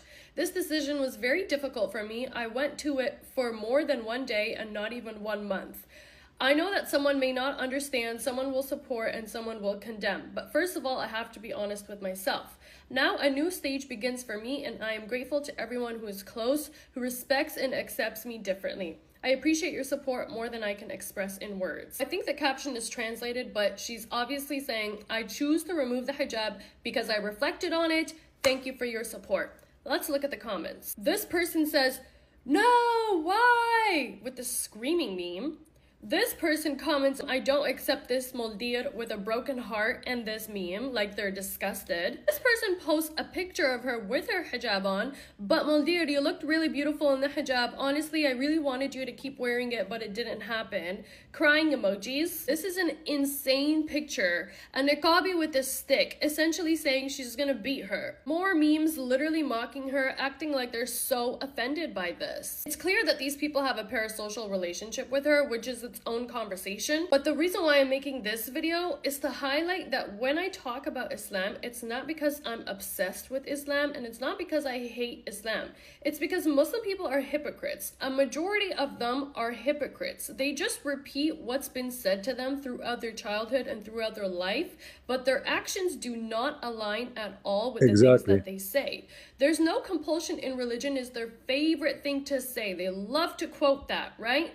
But look at how they react when you exercise your freedom. They're basically gaslighting her and condemning her and judging her for choosing to remove her hijab, which is something that majority.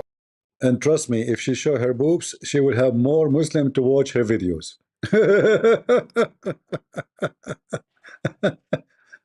According to Google, #1 country in the world search for sex with animals or rape videos is Pakistan. But everyone in Pakistan, he say hijab is must, brother. Good women should wear hijab, but then when they go to their computer, they want to watch porn star. Are we making things up? We know you.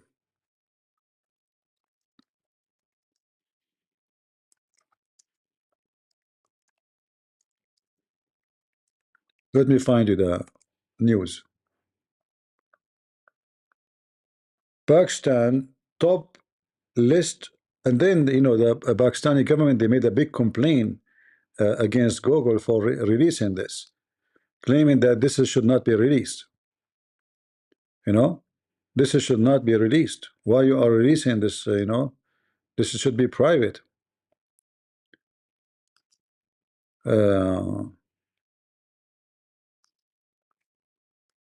But it's the truth. And since then, Google is not releasing who is the top search porn. #1 nation in sexy web search. Call it pornstar. You are famous, Abdul. Shame and shame in the Western media. This is not true. Our men, they don't watch porn. They do porn. You think he can fool the world with those news? We do porn. We don't watch it. Andrew Tate is our only TV station. Yeah, #1 country in the world who search for porn. And your Quran is porn. And your promise in heaven is about sex and penis. So why we are not surprised? Shame on the media. Watch live. Trump takes questions from reporter during meeting with task force FIFA. Trump, don't be too much positive about the FIFA, because Qatar might bribe them tomorrow and move the FIFA to Qatar again. Trump, I'm warning you, Qatar can take them. All what they need is just big check, like Trump, is the FIFA. We are going to have football game in USA. What for, by the way? Why you want to bring the football game to USA? What is that will bring a victory for us? Seriously. American actually didn't even watch football. They don't. The European football, Americans don't watch it. They don't care for it. It's not like something in America. #2, America don't give visas. How people they come and watch? Are you going to give visa? They don't. Are you going to give visas for those who want to come to watch football? So 20 million people will apply for visa. How many they will get it? That's a good question. And then they are asking now for the visa.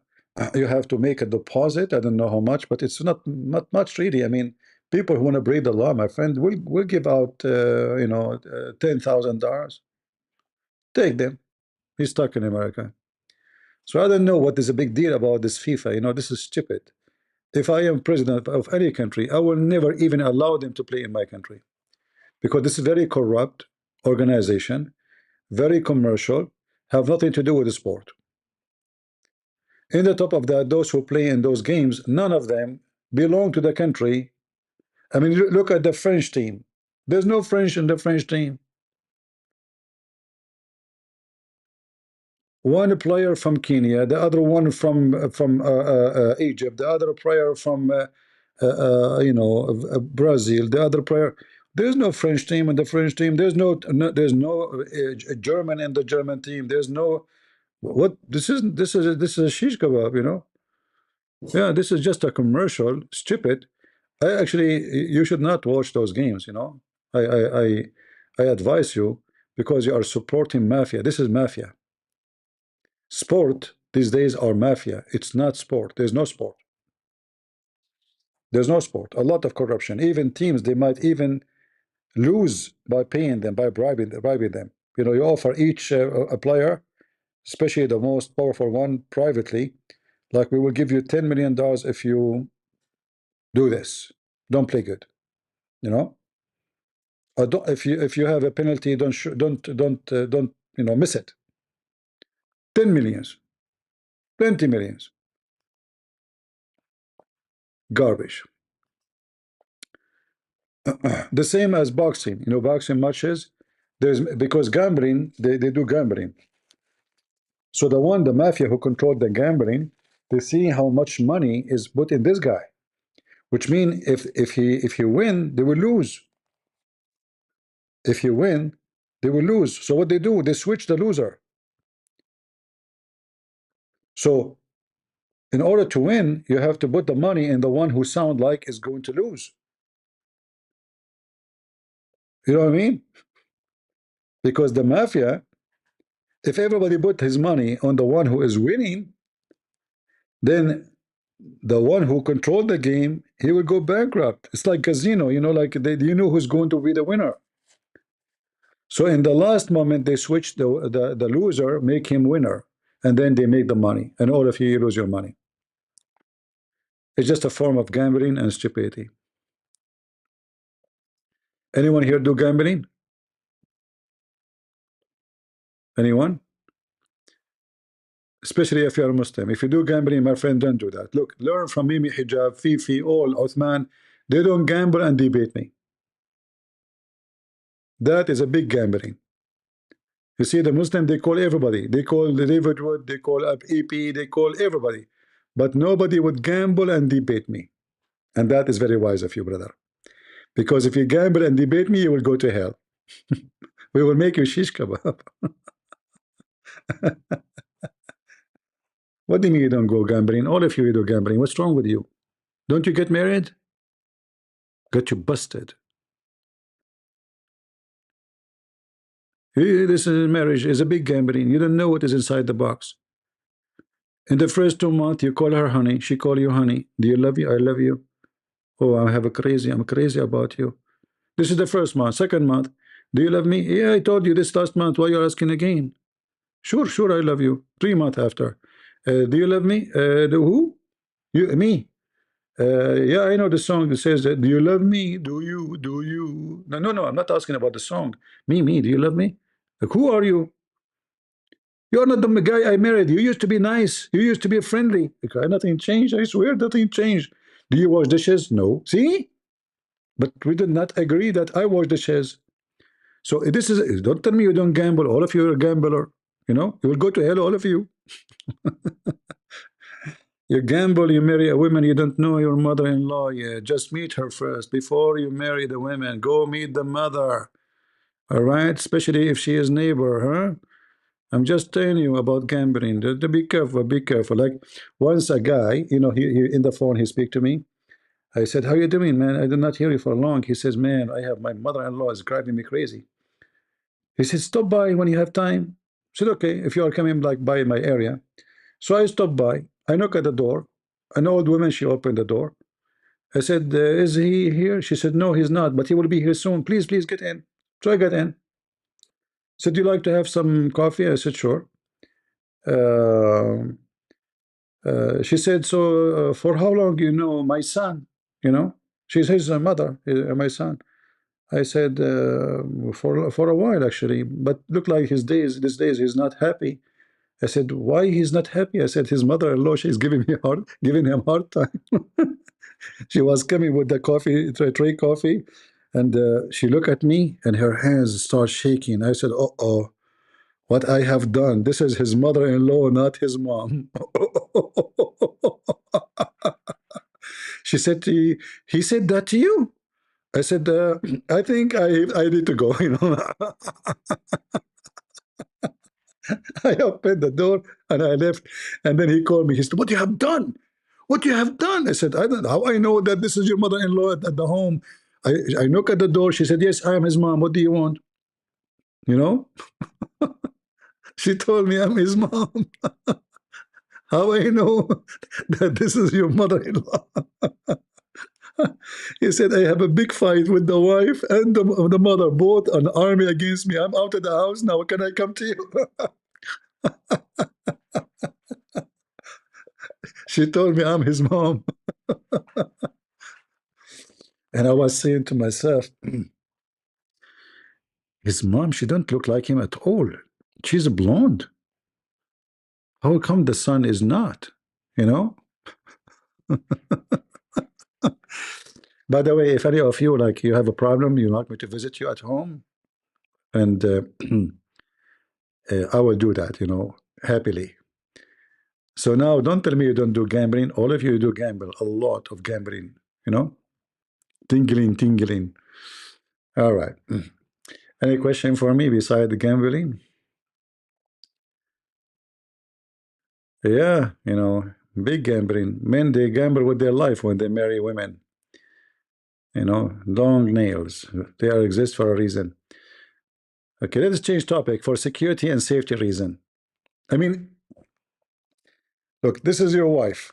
So imagine what will happen. I think and personally believe that the reason why the Prophet Muhammad was narrated to have said take care of women before he died was because he had a guilty conscience. And the way that I came to this conclusion was by reflecting on my own recent interactions with a man, because I did start dating again. The thing about becoming more spiritual is that your dreams give you the answer to everything that men are not willing to tell you. So I went on a couple dates with this guy, and I knew there was something that I needed to know about him, but he was not telling me. He was not giving me answers. I would ask questions and they were just like very nonchalant, dry answers. So the answer came to me in a dream. And my dream basically confirmed that this man wants to have a spiritual ascension, but he's afraid of it. So I was journaling this morning on the fact that a lot of men are scared of having a spiritual ascension. And I came to the conclusion that they're scared of having a spiritual ascension because it means they have to surrender control. And when they surrender control, they experience magic. And men don't like magic. They don't like to experience magic because they can't logically explain it. It terrifies them. Throughout all of history, men have a track record of condemning and unaliving women who practice magic because they don't want. Women who practice what? Ooh. Harut Marut. I'm going to control you, Shartut. Women, look, guys, we just discovered more stuff about women. Women, they practice magic on men. What the heck? You see, guys, we are victims and we don't know. Hey, men, why we don't make an army to fight the magic of women? Who want to join? All right, let me put my armor. Hold on. Now I know. I thought I'm going to fight the Muhammad army. Look like I'm going to switch my career. Give me a break. Who want to join me? I'm telling you, we are at risk. We men, we should be united to fight women, and they want to put magic on us. Huh? So, like what the first magic women they do on the men? They would those eyelashes, you know. She stand in the front of you and she blink like blink, blink, blink, blink, blink, blink, and the guy like he melted. Ooh, what she is doing to me? Like whoa! And then those lipstick, you know, like red, blue, all rainbow, you know, all the stuff. And then the paint in her face, you know. And then when she convinced you that she is sad, you know, the ink will come from her eyes, little ink, you know. And then she's crying, and then you have to buy her something because you know she made her sad. You know, like what about a ring? You know, the diamond. It's okay. We accept diamond. You know, if not diamond, we can take cash, no problem. You know, magic. Those men, they are afraid of magic. Really? Mean. Thank God I'm still single. Go, go, go. Teach us more. To surrender control and experience magic for themselves. And the reason why is because they're scared of it. That's the bottom line. Their fear is what fills them with so much hatred towards the women who are unafraid of surrender. That's why men, especially men like the Prophet Muhammad, created religion. Because if you actually dig into the story of the Prophet Muhammad, he was schizophrenic from childhood, okay? And people told him that he was possessed by demons. This is true. My theory is that he was experiencing some sort of vision or initiation into spiritual ascension, but he could not surrender control to it because he's a man. He has a tendency to want to explain things logically. So what he did instead. What do you mean by surrender? Well, surrender to what? Guys, anyone understand what we should surrender to what? Anyone knows what she's talking about? We will surrender what exactly? What? Is place the same fear that's in his heart of magic, of the unknown, onto everyone around him in order for him to not be the only person who's carrying around this fear. I'm not trying to slander the guy, okay? This is just basic male nature. This is male human nature, okay? They want to have control. They don't understand that true power comes from self-control, not from control of other people. And you see, in theory, maybe, but in reality, no. Because a president, as an example, he is a president because he controls all, not because we control him. A judge, he is a judge because he controls. He can put you in jail, not because we can put him in jail. And the list goes on. So human society is based on control. And if we don't have control, the society will be screwed up. We will not have law and order, and the control go from inside the family. As an example, if the child, he do as he wish, whatever he wish, then you will have a very screwed family. So what you are talking about, you are messed up. You are totally messed up. There's nothing is called, you know, life without control. We have to control ourselves. In the same time, we have to control others, but not the way you are talking about it. The guy, he did not do anything to you. He did not ask you for anything, yet accuse him of controlling you because you are weak. If you are really strong, you will not feel that he is trying to control you, even though he did not, like she did not mention anything. What he did, nothing. But because you are weak, you take anything he say as an act of control. So if a man, he say to the women, I like you to wear this dress. Oh, he's controlling me. No, he just told you what he like. You don't have to be with him. If you liked him, then you like what he like. He like it. Same, you can say that to him. This is not about he control you. But if you are a person who is traumatized by coming from a society like the Muslim society, then you judge all men by the same concept you have about your garbage religion, which is Islam. But a woman, she have a husband, he have no desire of controlling anything. Why she want to marry him? Why a woman she want to be with a man? I mean, what the need of a man if this man, he control nothing? What his job exactly? Does he have a private part? What make him a man and what make you a woman? So a man should be in control, and you yourself, when something go wrong, you go and call a man to help you. You cannot do what the man can do, can you? If we have an army, and this is an army of women, are we going to prevail? Girl, I wouldn't even call this. Hold on. Are we going to prevail against the enemy of men? No, we will lose the war. Is that correct? It's not. It's a basic knowledge. You do not need to be a genius. The man is given from God what the woman cannot do, and the woman being given by God what the man cannot do. So the best for the woman is to be a woman, and the best for the man to be a man. And the act of control, anything is for the benefit of the family, is a good control. Anything will bring negative, it's a bad control.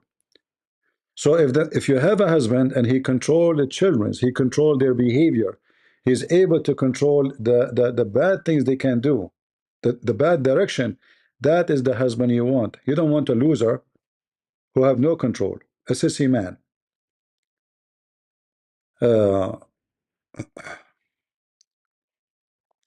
Not our topic, my friend. No, we are not talking about the Trinity. Later you can ask me. In fact, I say to you, never marry, if you are a female listening, never marry a man he don't like to control his house, because his house will become a farm. You see, she started talking about jealousy, and obviously jealousy for her is a form of control. But there's a very good jealousy. A person who loves you, he cares for you. So he gets jealous, but he is not a person who have a phobia, like somebody look at you. So jealousy is a good sign. If a woman, she like her husband, she would have jealousy. But she should have the right jealousy, which means not anyone look at him, she go crazy and jump on him, you know?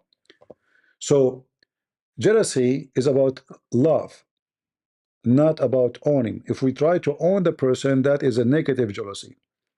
The same as, you know, God. Our God is a jealous God. What does that mean? Is he, you know, he's trying to destroy us? No. His jealousy is a wonderful jealousy. So when he sent every way to save us, that because he want us to be with him. He is a jealous God. He don't want you to be a loser. He don't want you. He love you. So that is a good love, and that jealousy is what should be in every house. So when the Bible describes marriage, we talk about the man, he should give himself to the wife the same as Christ gave himself to the church. So the man is the leader of the house, but the leader of the house is not the one who beat women, is the one who protect his women, is the one who sacrificed his life to defend his house, including his children. Is not the one who hide under the couch. So if you are seeking to marry a sissy man, well, why you need to marry anyway, right? So those, you know, this is a stupid feminine, you know, a reaction, have nothing to do with reality. And I always advise you, I advise all ladies, you know, if I have a daughter, and she want to get married, and her husband never used a gun, he do not know how to use a gun, he don't know how to defend himself, and he looks so sissy, I will never accept him to marry her. If it's up to me, I will tell her my opinion that this guy does not fit for you, because who is going to protect you when a thief he enter the house? Who is going to defend you when you need defense? And if you say I do not need, you are wrong. Don't you see robbery, killing, rape everywhere? You need to marry a man because he is a man, and the man, he need to marry a woman because she is the woman. So the woman is beautiful, not because just God he made her beautiful for in the eye of the man, but because she have a beautiful heart, she have a beautiful mother heart, she is a wonderful you know, a person who give the man let us say a comfort, not necessarily sexual comfort, because sexual comfort is for both they need it, but comfort is a trust, you know, a person I can share my sadness, my happiness. The same with the women. You know, when she have something wrong, she have a strong man next to her. She feels strong. She's not alone in this life. So there's a huge difference between what they are talking about, those stupid feminine, and what we believe in. A house without a male is messed up house. In fact, you will notice that all those who they end with the drugs, if not necessarily 100%, maybe 90%, is the children who grow up with no father. Now, always there is an exception. That a mother, she is good, she's smart, she's strong, she was able to take care of her child. But the majority, the children will be screwed up. Why? Because there is no father to stop the children from going wrong way. The second your son became a teenage, he is taller than you. Physically, you cannot control him. By law, you cannot control him. He can call the police for you. He go out of the line, and then he is a drug dealer, and then he is a pimp, and then he end in jail. All of this because the family is not exist. So don't listen to those stupid feminine, you know, everything they say is very silly and very stupid. Everything they say. I don't find in what they say. I think and personally believe that the reason why the Prophet Muhammad was narrated to have said take care of women before he died was because he had a guilty conscience. First of all, Muhammad, he don't say take care of women. This is stupid of you. How you take care of women? By feeding them? People, a human being, they feed cats and dogs. You know? That's very normal. If you have a woman in your house, you don't feed her, you are ignorant. You do not know what I'm talking about. Let us see a different video. We saw this one. And how come this time you don't show your chest? Huh? Surrender. A lot of hijabis have to tell themselves that they're wearing the hijab for God and not for men, because if they acknowledge the fact that they're wearing it for men, then they also have to acknowledge the fact that they're male-centered and that they're pick-me's and that they don't have women's backs. They don't support women. They're not girls. They care about male validation, and the reason why they care about male validation is because they've been conditioned since childhood to care about male validation. Everything since childhood has been about covering your body, covering your hair, not tempting men, not being desired by men, not being distracting to men, not drawing too much attention. No, this is not what Islam teach. You see, the Muslim women, they are not dressed up so they will not tempt men. In fact, it's the opposite. The Muslim women, they are taught that when you dress like this, the man, he will desire you more. Why? Because he cannot see what is underneath. So he will have extra desire to see what is hidden. To make it simple, it's always more exciting for those who want to do adventure. Why? Because they want to discover things, not because they knew what is there. So they go on adventure, climbing mountains, go into the jungle, because we want to discover. If everything is discovered, the point of going there is gone. So Muslim women, actually, when they cover themselves, they become more desirable sexually.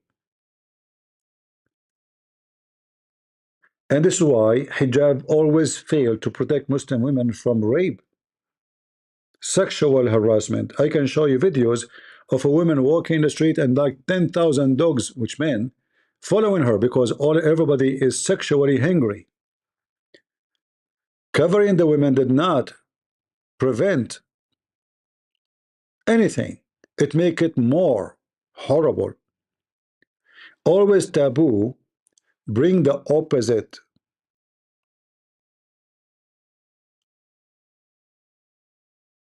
Taboo society is the most wicked. If you remember, I made a video a long time ago, long time ago. I found from Muslim TV, and I translate into Arabic, into English. And this was a doctor from Saudi Arabia, army hospital. She said, if I remember the number correctly, 40% of the population of Jeddah, they have sex insect inside the house. Incest, which means a brother having sex with his sister, which means father having sex with his daughter.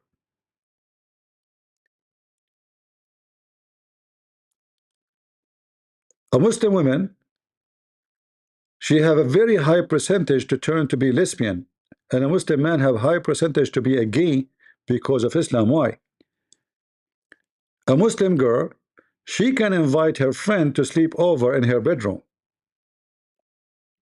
Can I invite my cousin? Sure, she's a girl.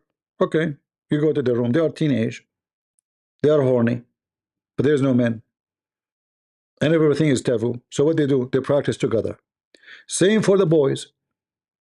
They cannot see women.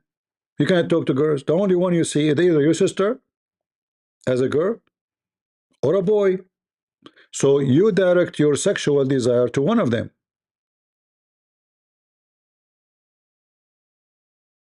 So Islamic society is very awkward and very wicked. You got it wrong. The Muslim women, she do everything. You know, I remember when I was in university, there's a guy, his name is Salah. He called me. He says, come study with us. I said, why I want to study with you? This guy is not even studying law. I was doing law degree. You know, he was studying, I remember, I don't know, Arabic, something. Anyway, he said, there's two girls here with me studying. I said, who? He said, you know them. I said, who? He mentioned the names. I said, what are you studying together? You know, I mean, they are different branch of. He said, come on, you know, study, you know. Study what? Those girls, they wear hijab. You cannot even see their hair. You can see even they wear a hat under the hijab. They go and they sleep around, but they do it in the wrong place. They stay virgins, by the way. They are very virgins, very, very, very, very virgins, you know? Yeah. He said, come study with us. He said, I just finished my first homework in my apartment. I need to go out. If you want to come here, you know, I will. They asked me if I can call you. And he said to me, by the way, how you know them? I said, I don't know them, you know. It's you who know them. I saw you once walking with them, and you introduced me to them. You forgot? I don't know them. He said, well, they asked me to call you. Yeah. So he's inviting me. There's 2 girls in his apartment. He just finished one homework, you know. He said, you want to come?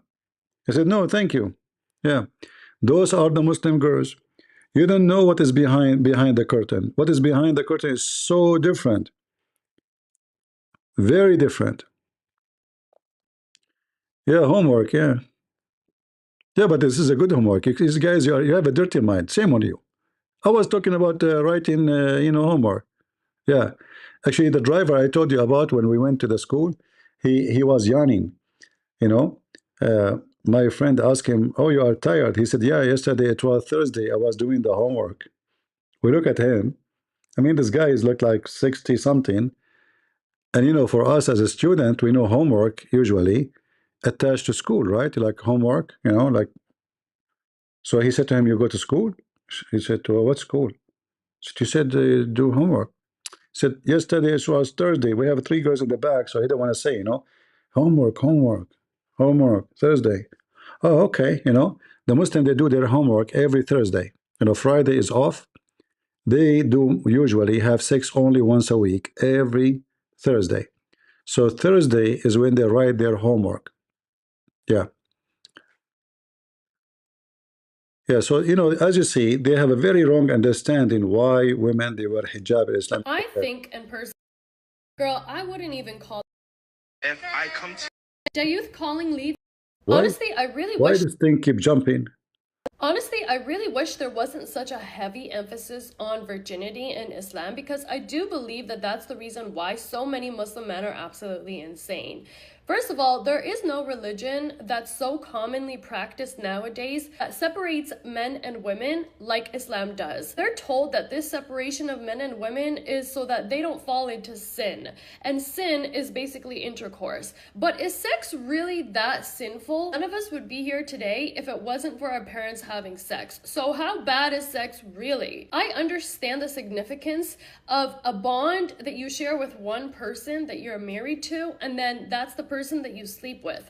But the way that Muslim people are conditioned and raised from childhood is essentially stay a virgin and don't mingle with the opposite gender, and then one day when you get married, you can do all those things. And it just doesn't make sense because they're not properly educated on how to have a sexual relationship with their own body, and then on top of that, their own. Yeah, trust me, the Muslim girls, they have education as much as you can imagine.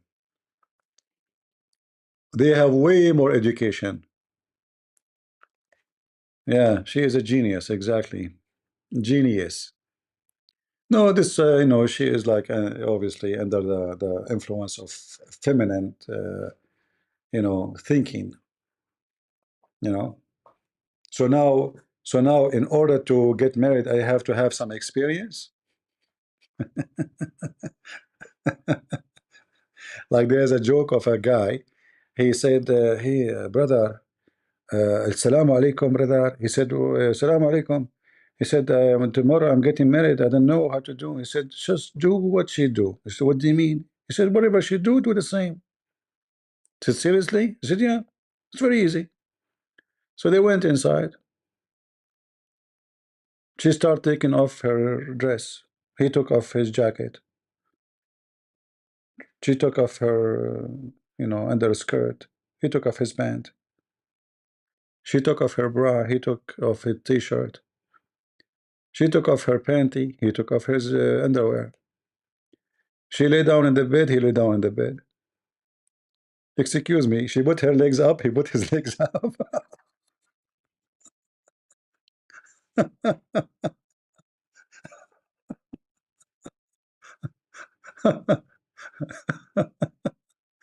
See, I told you Muslims don't have education about sex. What are you talking about? At the age of 6, a girl in Islam, she is ready to get married. You teach them sex like from a very early age. What this woman is talking about? Muslim girls don't. Okay.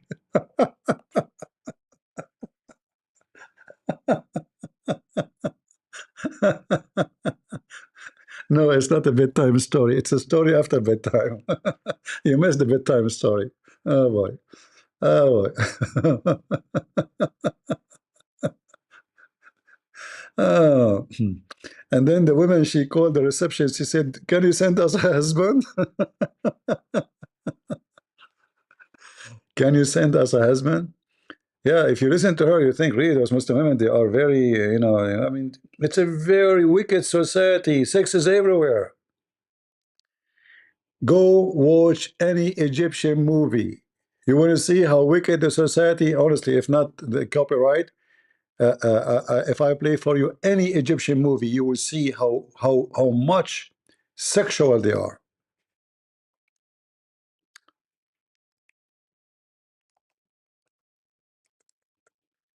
Uh,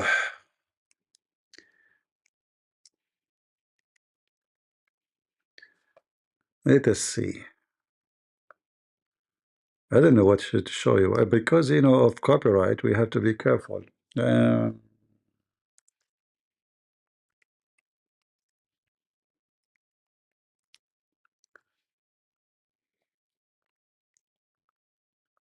what I will show you. I mean, their movies is a pure sexual pervert.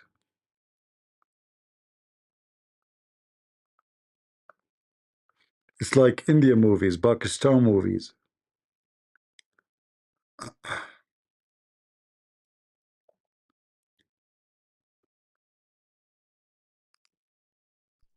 What we will watch, what we will show you. I'm afraid to show you. All of you are under the age. But forget. I will not show you. We are going to be flagged by YouTube at the end of the day. Today. Yeah.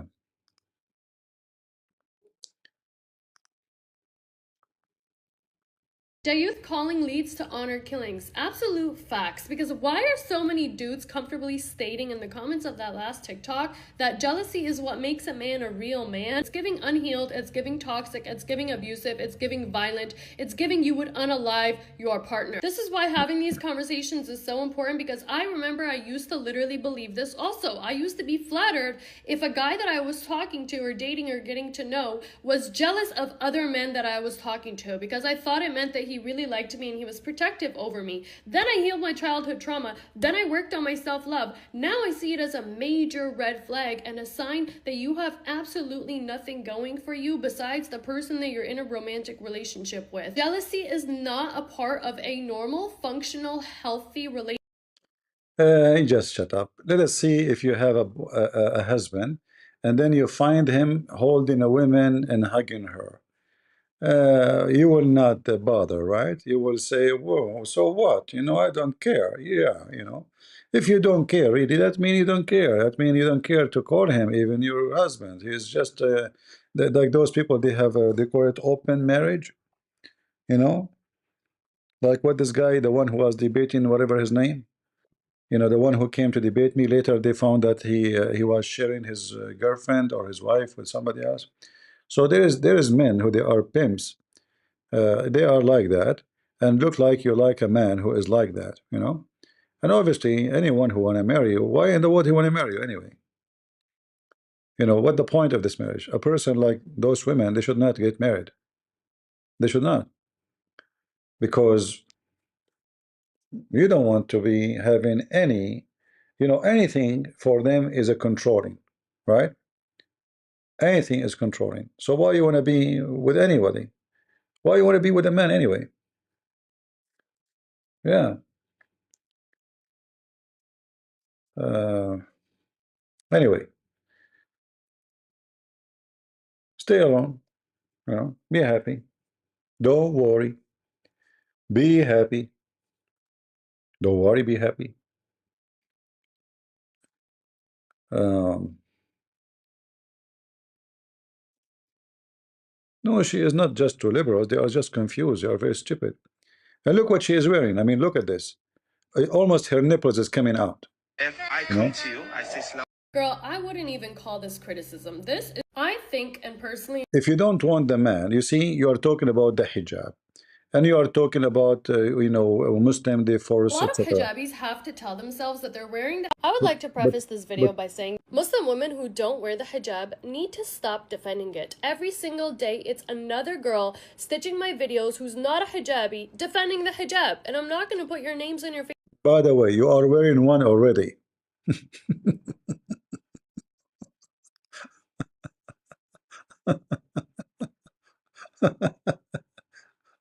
You are wearing a very thick hijab.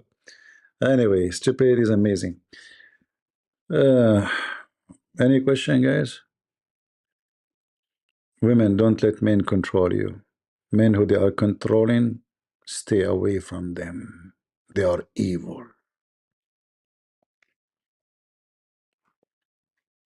But if you need to buy something, don't try to be controlling their credit card.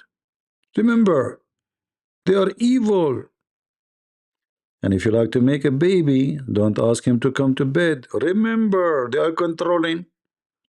They will control you in the bed somehow, and then you will have a baby. Don't do that. Don't do that. All right? And then, if somebody try to break into your house, don't call him. He's controlling. He will control your house to be out of thieves. Don't let that happen. Let the thieves get in. Yeah. Men are bad.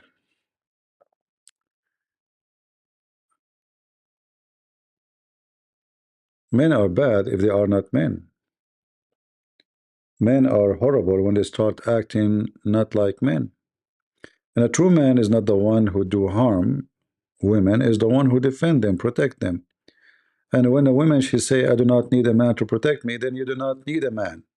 So stay alone. You should not get married, because obviously you have a problem. Any woman, she say, I do not need man to protect me, she's a liar. Because there's many kinds of protection. Number one is emotional. When you have a man, he loves you, and you love him, you are protected from many issues, starting with depression, mental health. So a man, having a man in your home who is your husband, who loves you, not just a man in the bed, will give you a lot of stability for your emotion, for your thinking, for your brain health, happiness. Because happy comes through what? Stability. Not necessarily only always about physical protection. There's many things. Having a good man in the house will change in your life. Same for the women. A man, he have a woman who will love him, respect him, he will have a stability too. He will be protected too. Because man, he need protection too, but not physically. He need protection from being deceived, lied to, used, and abused by women. Because some women, they use men. Not only men always use women. Some women, they will use you. They will fool you. There's many ways to do it. So when two people are married, both of them, they will have a stability.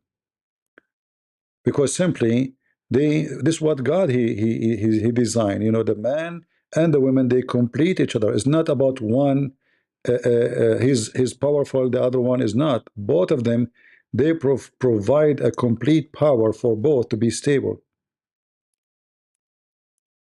It's not easy for a man to be alone. You have to be super strong, because you get tempted, and temptation can bring deception and failure, and you even destroy your career, or even losing your wealth.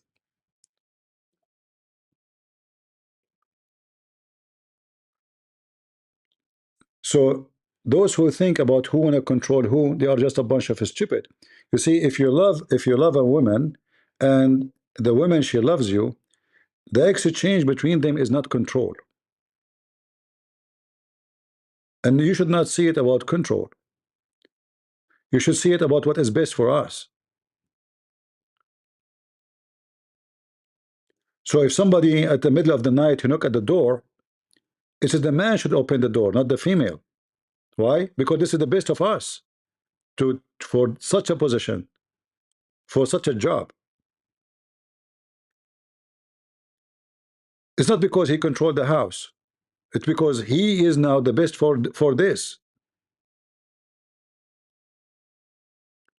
When it's come to the child who is crying, he is suffering from some issue with the mother, she is more close to him. She would do a better job, but not always, by the way. Men, they can do even sometimes even better job, even in that. But I'm giving you an example that the exchange of let's say a duty will not be seen as an act of control unless you don't love each other. If you love each other, you will not see it. So if I am married and I say to her, can you make me a cup of tea? Is she my maid? No. Because she loves me, she will be happy to do it. My dad, he used, when my mom is sick, he bring her the breakfast to her bed. He bring her tea every morning before he go to work. And my dad is not a cookie, you know, he's a real tough man.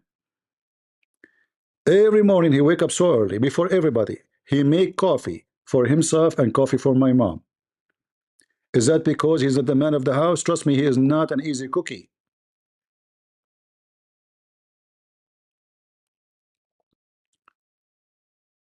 A true man is not the one who is harsh on his family, is the man who is loving. A true woman is the woman who appreciates her loving husband. So he serve her, she serve him. It's not about I control you, it's about I love you. And because I love you, I will do everything I can to make you happy. But because they are wicked, and all is about who control who and who is better than who, this is why they are thinking about it in such a way. Because they don't know what love is about. With the Christ, we are different human beings. My dad and my mom, they spend their life together. All their life together. Who is controlling who?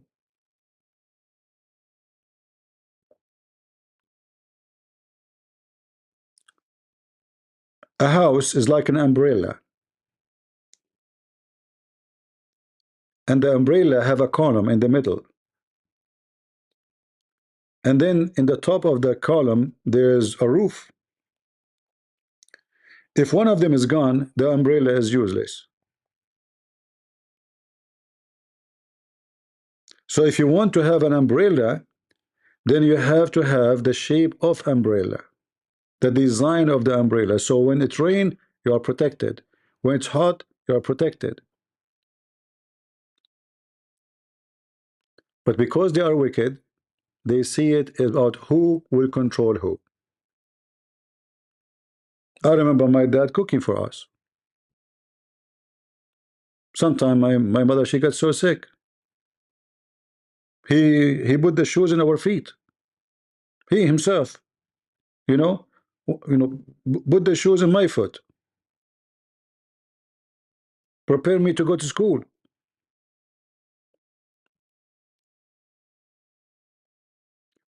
Muslims, because they don't have marriage. Muslim, they have a sexual contract. The woman, she is there just temporarily.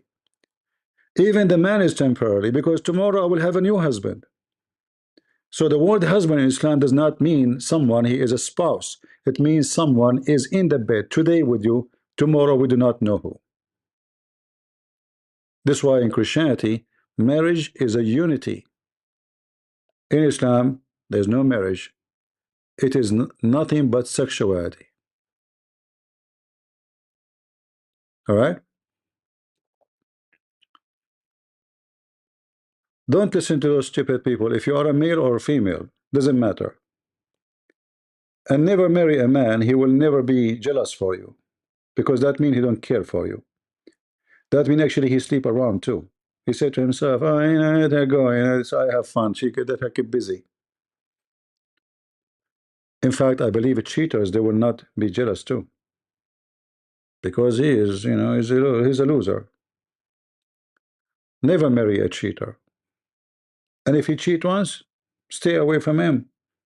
Because the one who did once, he would do it twice. Especially if he claimed to be religious. Like, where was your religious belief when you cheat? Male or female? We should not differentiate. A cheater who is a man is no better than a cheater she is a woman. Both are ugly. The second you cheat, you are a cheater. And you cannot have any business with a cheater. Even finance, even money, even anything. Cheater is a cheater. Right? Even his food. If you own a restaurant, he will cheat in his food. Right? Cheaters get more jealous thinking that the other one doing is the same. It can be because he is, he is bad, so he think everybody is doing it because he's bad too. But usually, those cheaters, they find a comfort if his wife do. He might even encourage her to be more free, so she will not be watching him. So he got his space, his zone free. So the women, she will be home. Anytime he can come back to her, and he go around. He do whatever he want. Right? Yeah. Anyway, look like today we turn into talking about a different topic we were not expecting.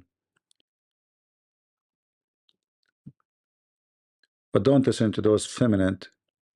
They are just stupid people. Why you are shaving your underarm? Why you don't grow hair in your body? If you don't, you don't a man to be controlling you. Why you are dressing like this? Is that for you? Are you trying to fool yourself? You put all this makeup just because you like to look at yourself in the mirror, or because men? You dress for the men.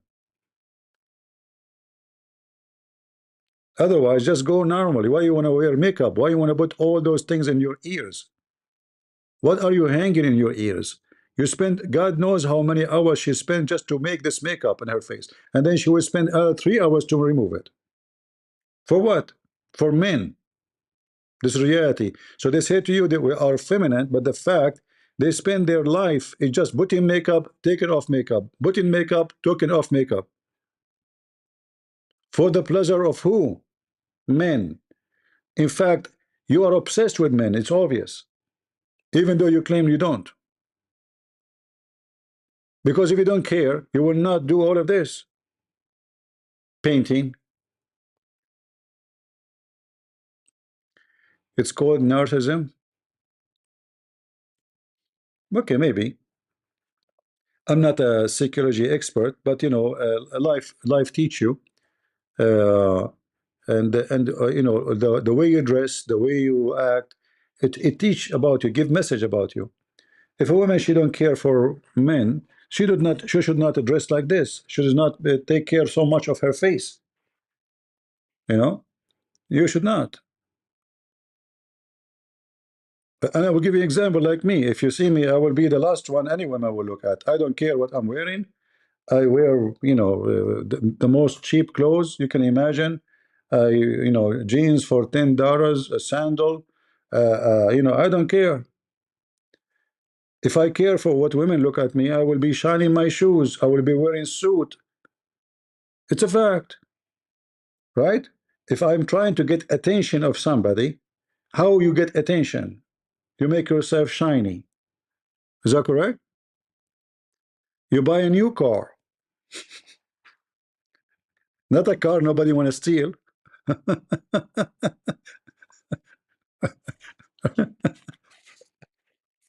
So the way you dress is a message, is the outside of you. It's a flag. So look at me, look what I'm wearing for you. Look at me, what I'm dressing. So if you don't care for men, you should not dress this way. All right. So in one hand, she keep talking about the man, the man, the man, and she spent all her life doing makeup. In fact, I feel sorry for you. I mean, she is young. She is not old. If she is old, I would say, you know what, she is old. She have wrinkles. She will put makeup. No problem. But she is young. But look how much time she spent. You can tell she spent all her day just to make a video for 5 minutes putting makeup.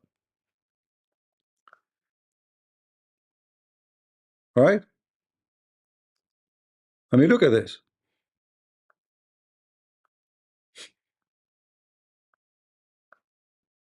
Those are live videos. Artist way. Lord have mercy. All right, I think we have enough for today. CP is a true Arab. No, I am not thinking like Arab. In fact, the Arab, they don't think this way. No, they don't.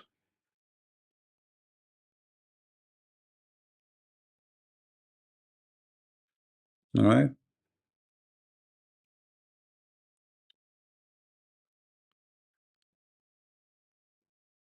And you know, if a man he like you because of your physical body, you know, your face, how you look like, etc., he will leave you for the same reason. He will find other women.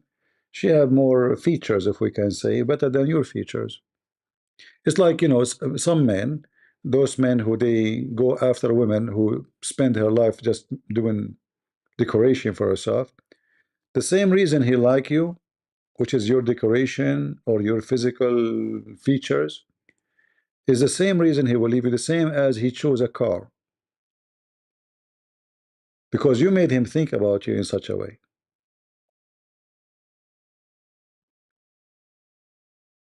So when women they compete by showing features, let us say, physical features, well, he did not love you. He loved your physical features. So tomorrow he will see someone, she is younger, she is more beauty, and he will leave you. Because he never been in love with you. He loved with some physical features you showed him. In other way, you trapped him temporarily with your features. As soon he got better features, he will go to different dealer car. Today he have a, you know, Toyota. Tomorrow he will have Lamborghini. It's about what is available and the demand. So if you put yourself in the market of demand, then don't complain. This is why a smart woman is not the one who hunt a man because she have a short skirt and she have nice ass, but the women who made the man love her for real. Not a man he love her butt. This is why for me I don't like, I will never even communicate with the women she's exposing her skin all over to everybody in the street.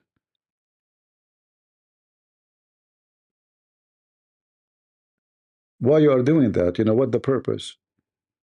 You're trying to get you know, the attraction of everybody.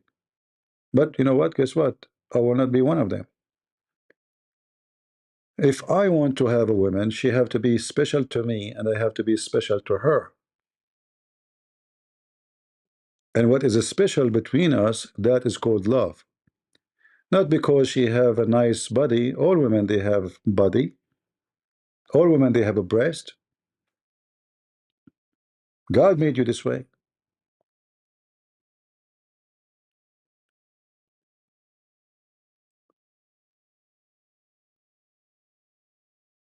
Don't be an item in the shopping cart, because later you should not complain about being a subject because you put yourself in the shopping cart. If a man he go to nightclub and he meets someone in the nightclub, I mean, both of you are nightclub people, so club together, and then I like him, he is cute, we dance together, and then we go to bed, and then after 2 years 3 years he want to marry you, right? But he will go to the nightclub again and he will meet other girl and he will notice now it's not you who's looking for, because he's a club guy. What he liked about you, it was a club features, right? My husband tried to dress me like some bum from the street versus sweet and tie, and he got treated differently. Also has to do with how carried himself. I don't know what that means. Bum. What bum mean, guys? My husband has tried dressing like some bum. I don't know what you mean. What bum mean? English, not my first language. Sorry. What does that mean? Anyone can translate to me?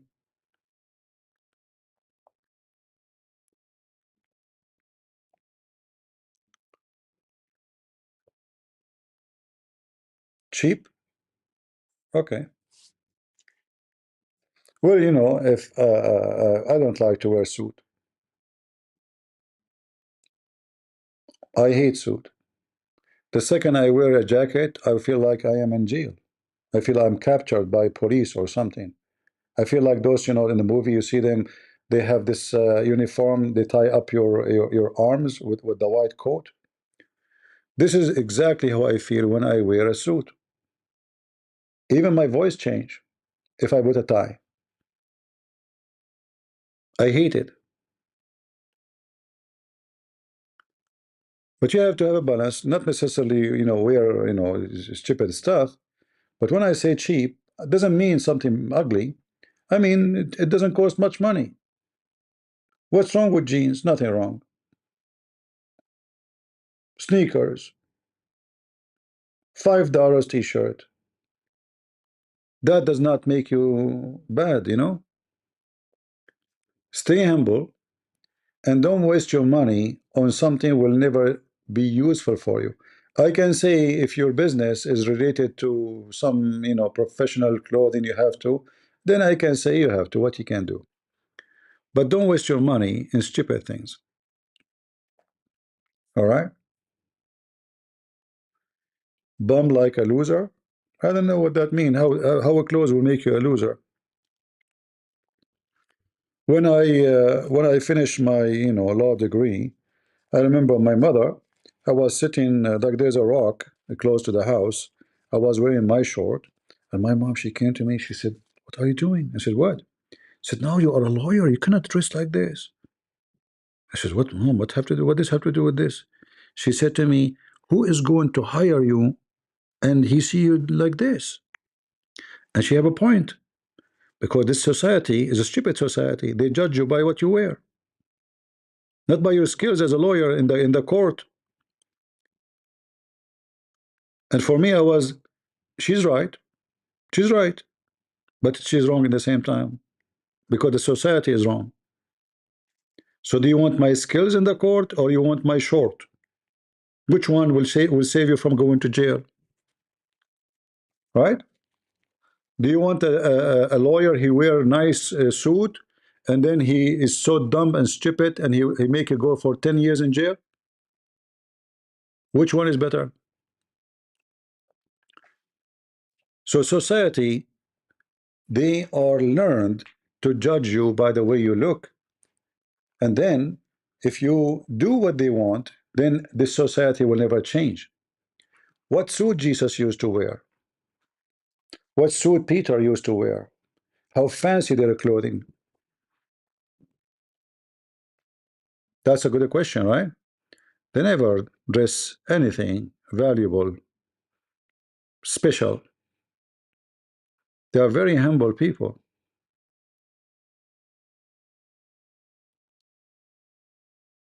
So when you bend down to the wicked society and you dress as the society try to force you, then you are consumed by this society. This is why since I was a kid, I don't care what people say. I dress as I wish, not as they wish.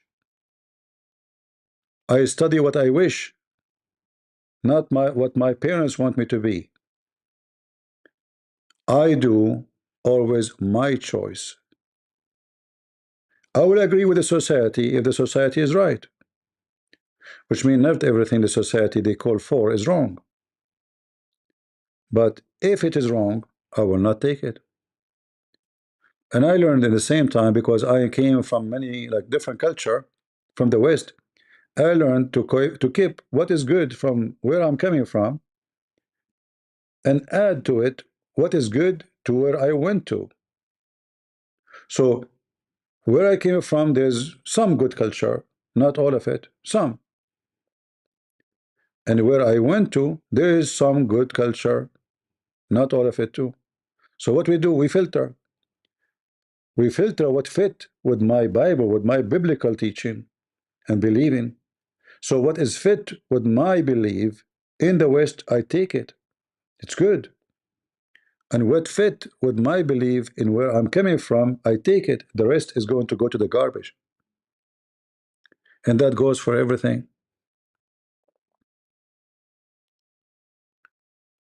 Don't dress what people like you to dress. So you see those women, they are wearing, the skirt is getting shorter and shorter and shorter, because many women, they think that this is the way to get the attention of the man. But I will let you know, and I'm being honest with you, the man, he never have attention to you. He have attention only to your butt, because he don't see your eyes. Your skirt is so short to look at your eyes. In other way, you are just a silly person. So you get his attention, but attention for sex, sexually, not to you. If you want a man to respect you, if you want to get his attention, well, then you should not expose yourself to be a sexual attention, because the man brain, when his sexual attention is working, the rest don't action, don't active, is go to sleep. You cause that to happen.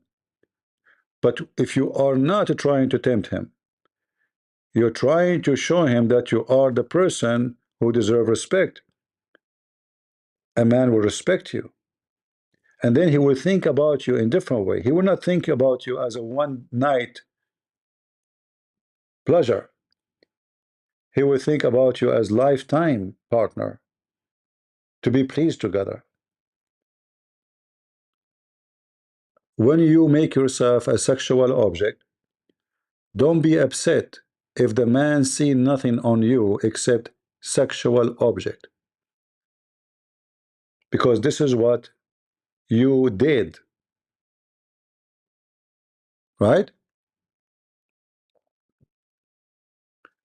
Do you believe women should wear jeans, yoga pants? Jeans, nothing wrong with it, but those tie pants are very horrible.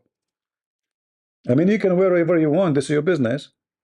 But I believe anything is exposing your body details is stupid, because obviously it's sexual.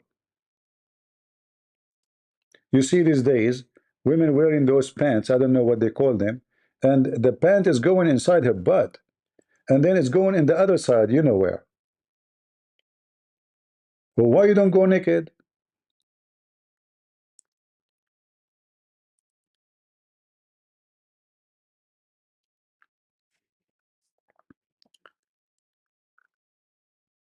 Don't put yourself in the shopping shelf, because then the man, he will understand that you are for sale.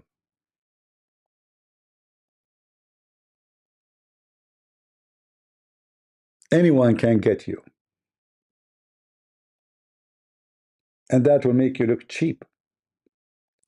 And men, they don't like cheap women. They like to sleep with you, but they don't like you to be a wife. Do you understand? All the men, they will like you, but they like only sex with you, not you. So you get them there, but nothing more.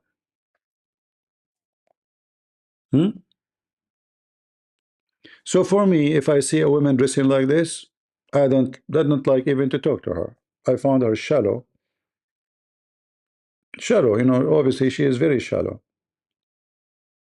If I see a woman, she is wearing those what do they call them, eyelashes, you know, the boing, boing, boing, don't say hello to me. I find you very silly.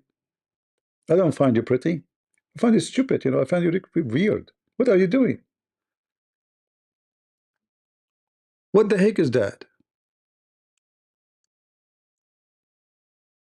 I will be even, I will not feel comfortable if you are sitting next to me, like let's say like you're my friend. We are having coffee together. There's nothing wrong between us. It will be embarrassing for me to sit with you in the table. I have a woman in front of me. She is wearing boing, boing, boing airplane wings in her eyes. That means you are a kid. You are a teenage. You did not grow. You are not mature. It's an insult for me to be with you. I'm just telling you how I think.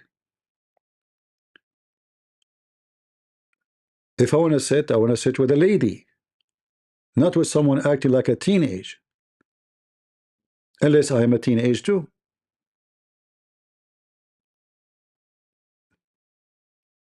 You look silly, you look stupid, you look dummy.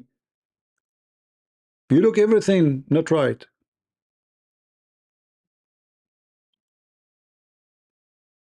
Like Boeing, Boeing, you know the Boeing, the airplane? And even some of them, when they blink, I mean, they can be good for barbecue.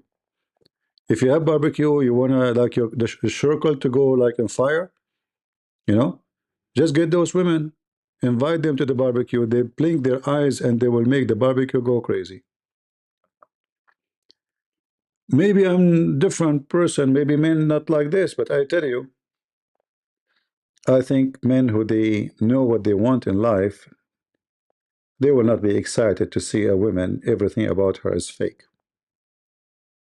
All right? I hope I did not hurt the feeling of some ladies here. Did I hurt the feeling of somebody? Yeah, boing, boing. Yeah, boing, boing, boing. Tingling, tingling. You know? I mean, you see this girl we are, you know, talking about today. You see her without makeup, she's a different person. So if the man, he saw you like this, and he like you like this, and then when you wash your face, you look totally different. And then you will have a problem. Because he never met you before. Like, who are you? He fell to this face, not to the real face.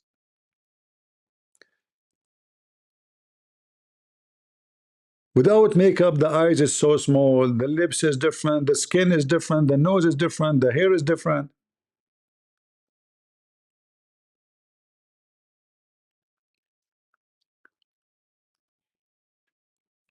He wake up in the morning, he asks you, who are you?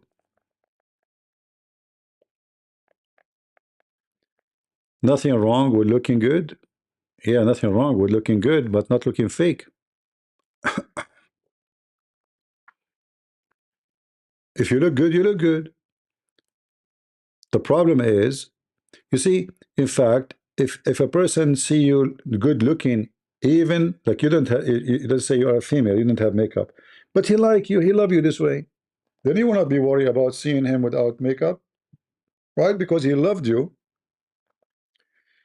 the way you are, not the fake you are. Being like this is very dangerous because time will come and he will see how you look like for real. And then the problems will start. Like I wasn't in love with this. I was in love with that. Which is not obviously not real love. Because it's based on cheating. You cheat in your, you know, your look. Right? Beauty is subjective anyway. This is like a very flexible sentence like the Muslim underwear. Beauty is subjective or anyway, right? No, beauty is a beauty. But the beauty is about priority of the person. So a man, he might like a woman, she have a certain, let us say, he don't like overweight women. This is what he like. Other man, he like the opposite. He don't like the skinny women. It's not what, you know, it's about you. If every one of us, beauty for him is something different. It's not a standard. There's no standard of a beauty unless you are working in the fashion world, which is about sickness. A woman should look like bones, and this is supposedly fashion. But a human being in everything, every one of us, he have a different fingerprint. And that is exactly the same for how he see beauty.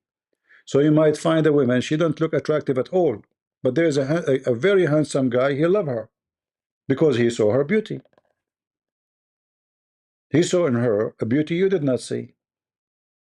So when we say subjective, it's true and false because, you know, it's not about atmosphere or let us say circumstances of things around us. It's about who are you. But there is a general, let us say, standard of if you are fake and you made somebody love you because you are fake, that will not last for long. Because as soon the person he discovered that whatever he love about you, not only your look, let us say you fake that you are a respecting person, a person who respect. So when you are in the first stage of your relationship, you call him, you speak nice words, you never use bad language, and then the real you appear, and then you start using filthy language. You will end a very, very unhappy ending. So it's not only about fake look, it's about fake talk, fake look, fake love, fake interest. You see, like if you wanna study the fake, the best example is the Arab, Middle Eastern. So the Middle Eastern, let us say somebody engaged. So they sit together. You know, the society is very, you know, strict, you know, rule, even though things is lousy behind the curtain. So the question, the serious question now, what music you like? I like this music. Oh, I like it too. Even he don't like it, by the way. But because he like this girl, he wanna have her. She's pretty. Or maybe she is pretty rich, you know. Middle Eastern, they worship money. So each one of them, he act as much as he can to convince the other person that he is the one or she is the one. All right? And then they get married. And then as soon as they get married, they notice that everything they heard before is far from reality. Extremely far.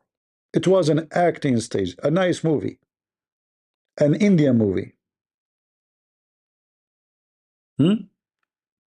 This is why their marriages is horrible. And if you listen to the feminine, you will end in a very, very bad future because they made you lose the most attractive thing about you. The feminine actually don't make you a female, they make you a male. You see, the name is about being feminine, right? But the act is about being a man. It's not about being a female.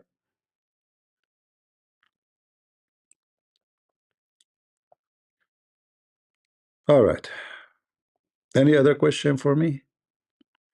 Guys, how many ladies I made them upset today? Seriously. How many? Did I make anyone here get upset from me? Give me one if you get upset from me, from the ladies.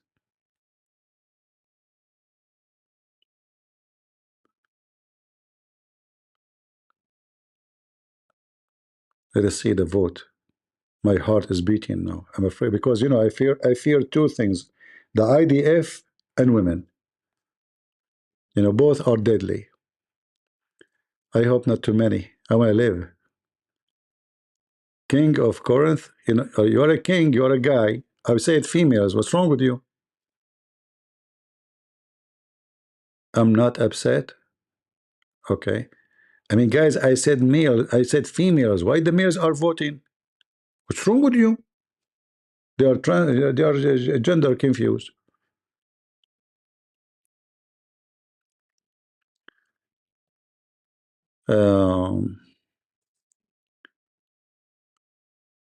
All right. Look like until now we are safe. No bloodshed will happen. Because women, they grow their nails for a reason. The first thing will happen to you, they will put it in your neck. That if you are lucky, actually, if they put it in your neck, not somewhere else. You never know. You will see women, they are sitting like, and they are sharp in them. Like, what are you doing? Oh, honey, I'm doing my nails. Okay. Hey, honey, did you wash the dishes? Oh, I'm going right now. Okay, by the time I finished my nails, I would check on you. Okay, like, yeah, they grow their nails for a reason. Better be ready.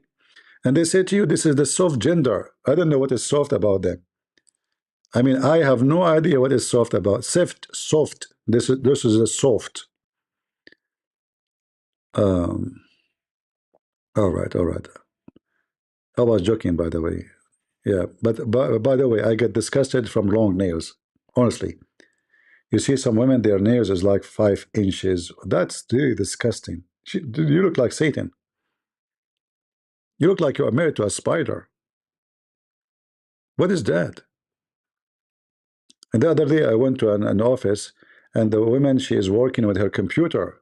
And I was looking how she can type in the computer. She was typing with her nails because her fingers cannot touch the computer, the keyboard. And then she noticed I'm looking. She said, "Do you like my nails?" I said, "You're so beautiful. It's so beautiful. I feel sorry for the keyboard," actually, I told her. I said, "Your keyboard is going to be bleeding soon." She said, "You laugh, ha ha ha ha." She thought I'm joking. Imagine you are a keyboard under the nails of this lady. I know women very well.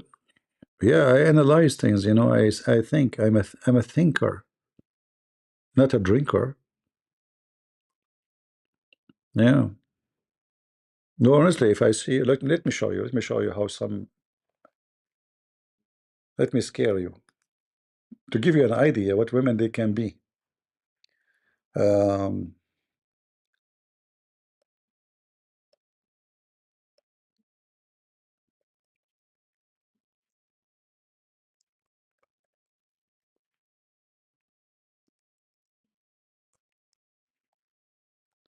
Let us see.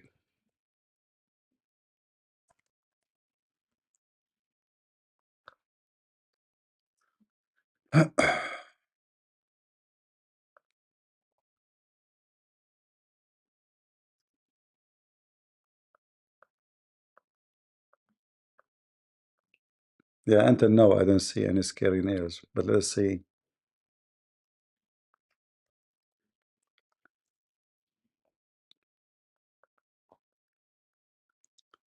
What was the web page for pictures for free?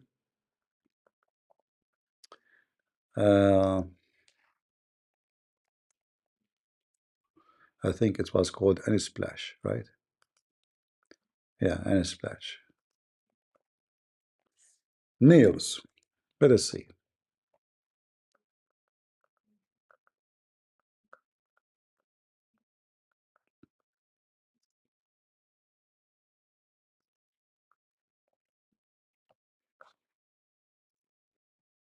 How is that is something attractive? What is this?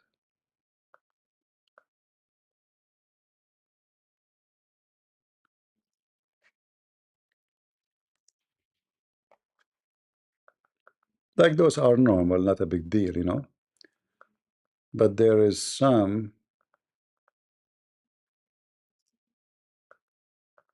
Let us see if we can find the wicked ones.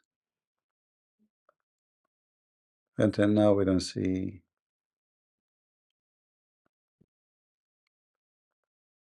Where are they? Because before I saw here, I mean, look at those things. Look like a cockroach.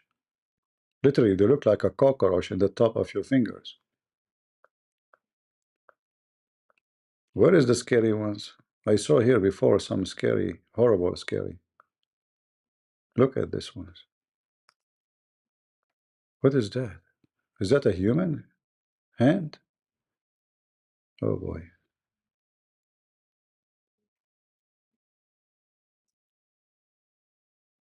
Yeah, I mean, you can find like some, this is nothing actually. There's some that are really, really scary. Oh, look, hold on. Look at this.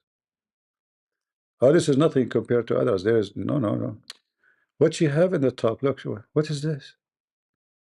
What is that?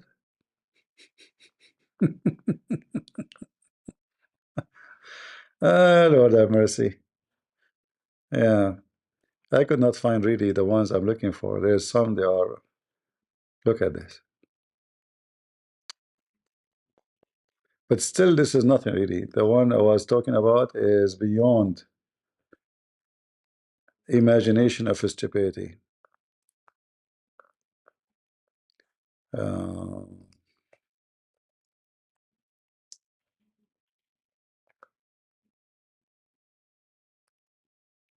maybe if we type long nails. Oh, look at this one. Guys, look at this one. That is so beautiful.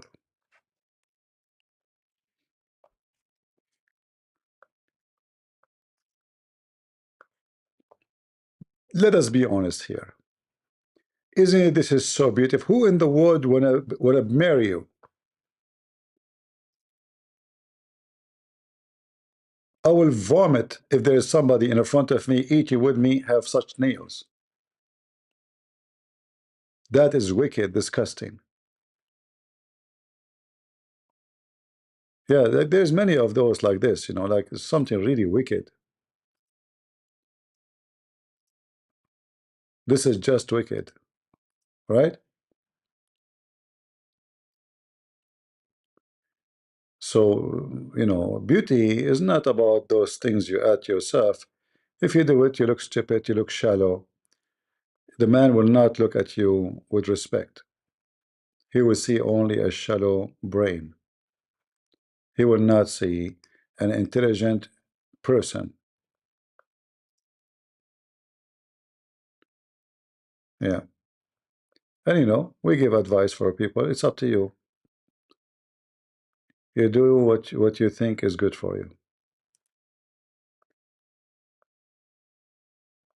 Yeah. All right.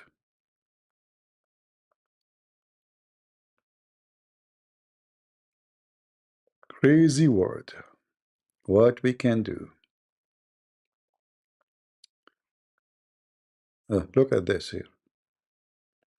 Look at those ones. I just found another one. That is very, very attractive. Super attractive. That's a piece of art. Man, it's so beautiful. Lord have mercy. We better stop here. All right. Ali Dawa. Halal cat food. Yeah, we have enough for today. So, guys, I better go. And I hope we have a good time together. And men, be good to your women.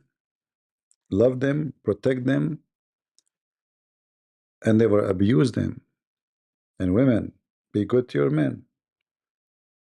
Love him, protect them, because you can protect them too. And don't abuse them. Love is an exchange, is not a product. You want to be loved? Then you should love. Because always love will come back to you. You see the drop of water? It's very, very smooth and very weak. But if a faucet keep it dropping in the top of a rock, drop after drop after drop, is going to make a hole in that rock. So if you are a lady and you have a husband, he have a heart which is like a rock, your drops can go through, because love never fail, as the Bible said. Love is powerful. And the same for the man. If you are loving, if you are giving, if you are not selfish, your drop will go through. And imagine if all of you are loving, both of you, life will be so beautiful. It's not a story to tell, but it is a story to live. And that's why the Bible is about love, not about how we can exchange product. It's not the man, he want to just have sex with the women, and the women, she want to enjoy the body of the man. It's about love and sharing. And when we do love, all other things will not come in our way.